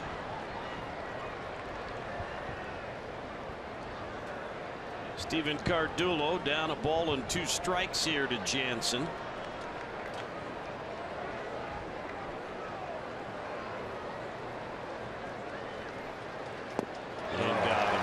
Not fair.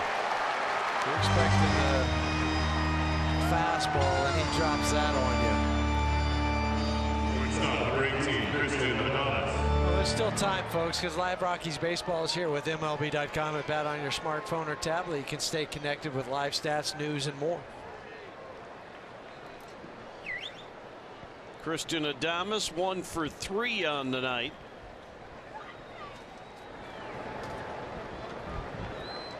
Jansen looking to get his 18th career save against Colorado.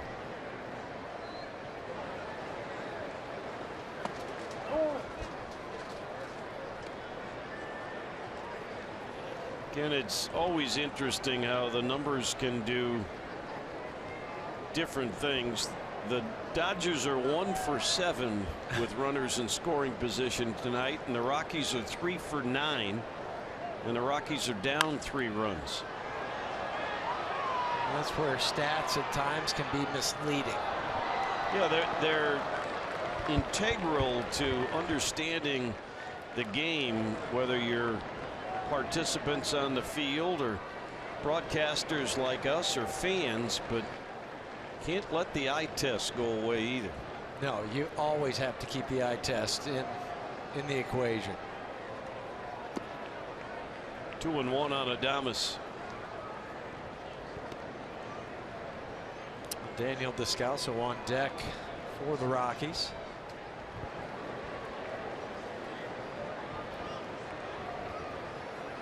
Some people have scored runs on Jansen with the 1.78 ERA. Doesn't happen very often against the Rockies, and a real challenge when he has a 3-run lead for a save. Tolles grabs it for the second out. Well, we have a minute. I want to say thanks. It's been a pleasure tonight working with you. I'll be back. You'll be back on Sunday. That's right. Jerry Schemmel will work for Drew tomorrow night. I'll be back on Sunday. Yeah, but it's been fun.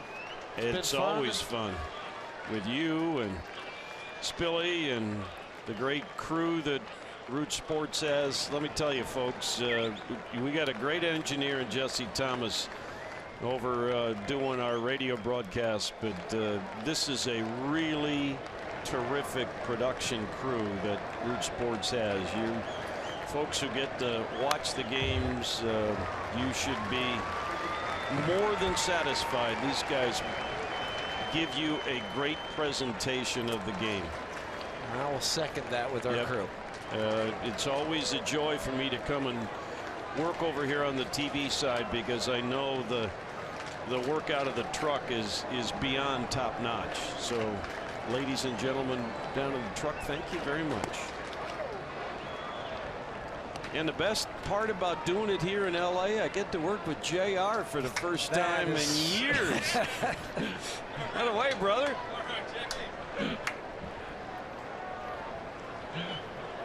There he is. Here's our guy, JR. 1-1 on Descalso, trying to keep the game going.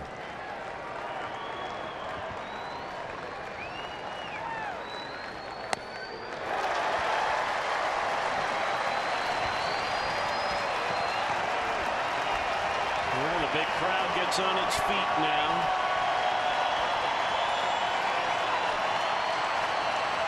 You keep yourself sharp, and Daniel's been a terrific pinch hitter, but to come in after 3-some hours and face Kenley Jansen, quite a challenge. Good eye. That's a hard thing as a pinch hitter. When the crowd starts to get into it, your heartbeat starts to go just a tick faster. And then that one, as close as it was on the Subaru strike zone, you're able to lay off. It was only 96, too. all of that.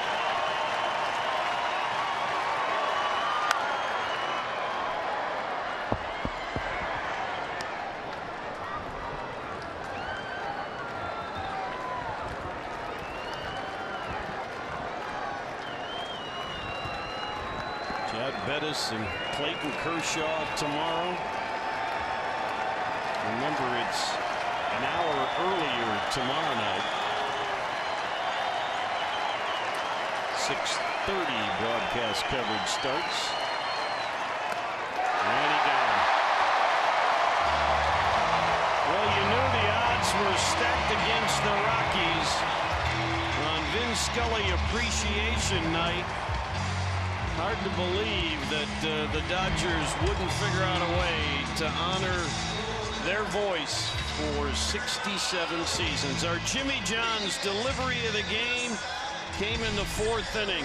John Gray really pitched well with 10 strikeouts in 4 innings, but Jock Peterson and Andre Ethier went back-to-back, and that was too much for the Rockies to overcome. Been a pleasure again tonight. I'll be back with you guys on Sunday. And let's head back to Denver. Jenny Kapner and Corey Sullivan.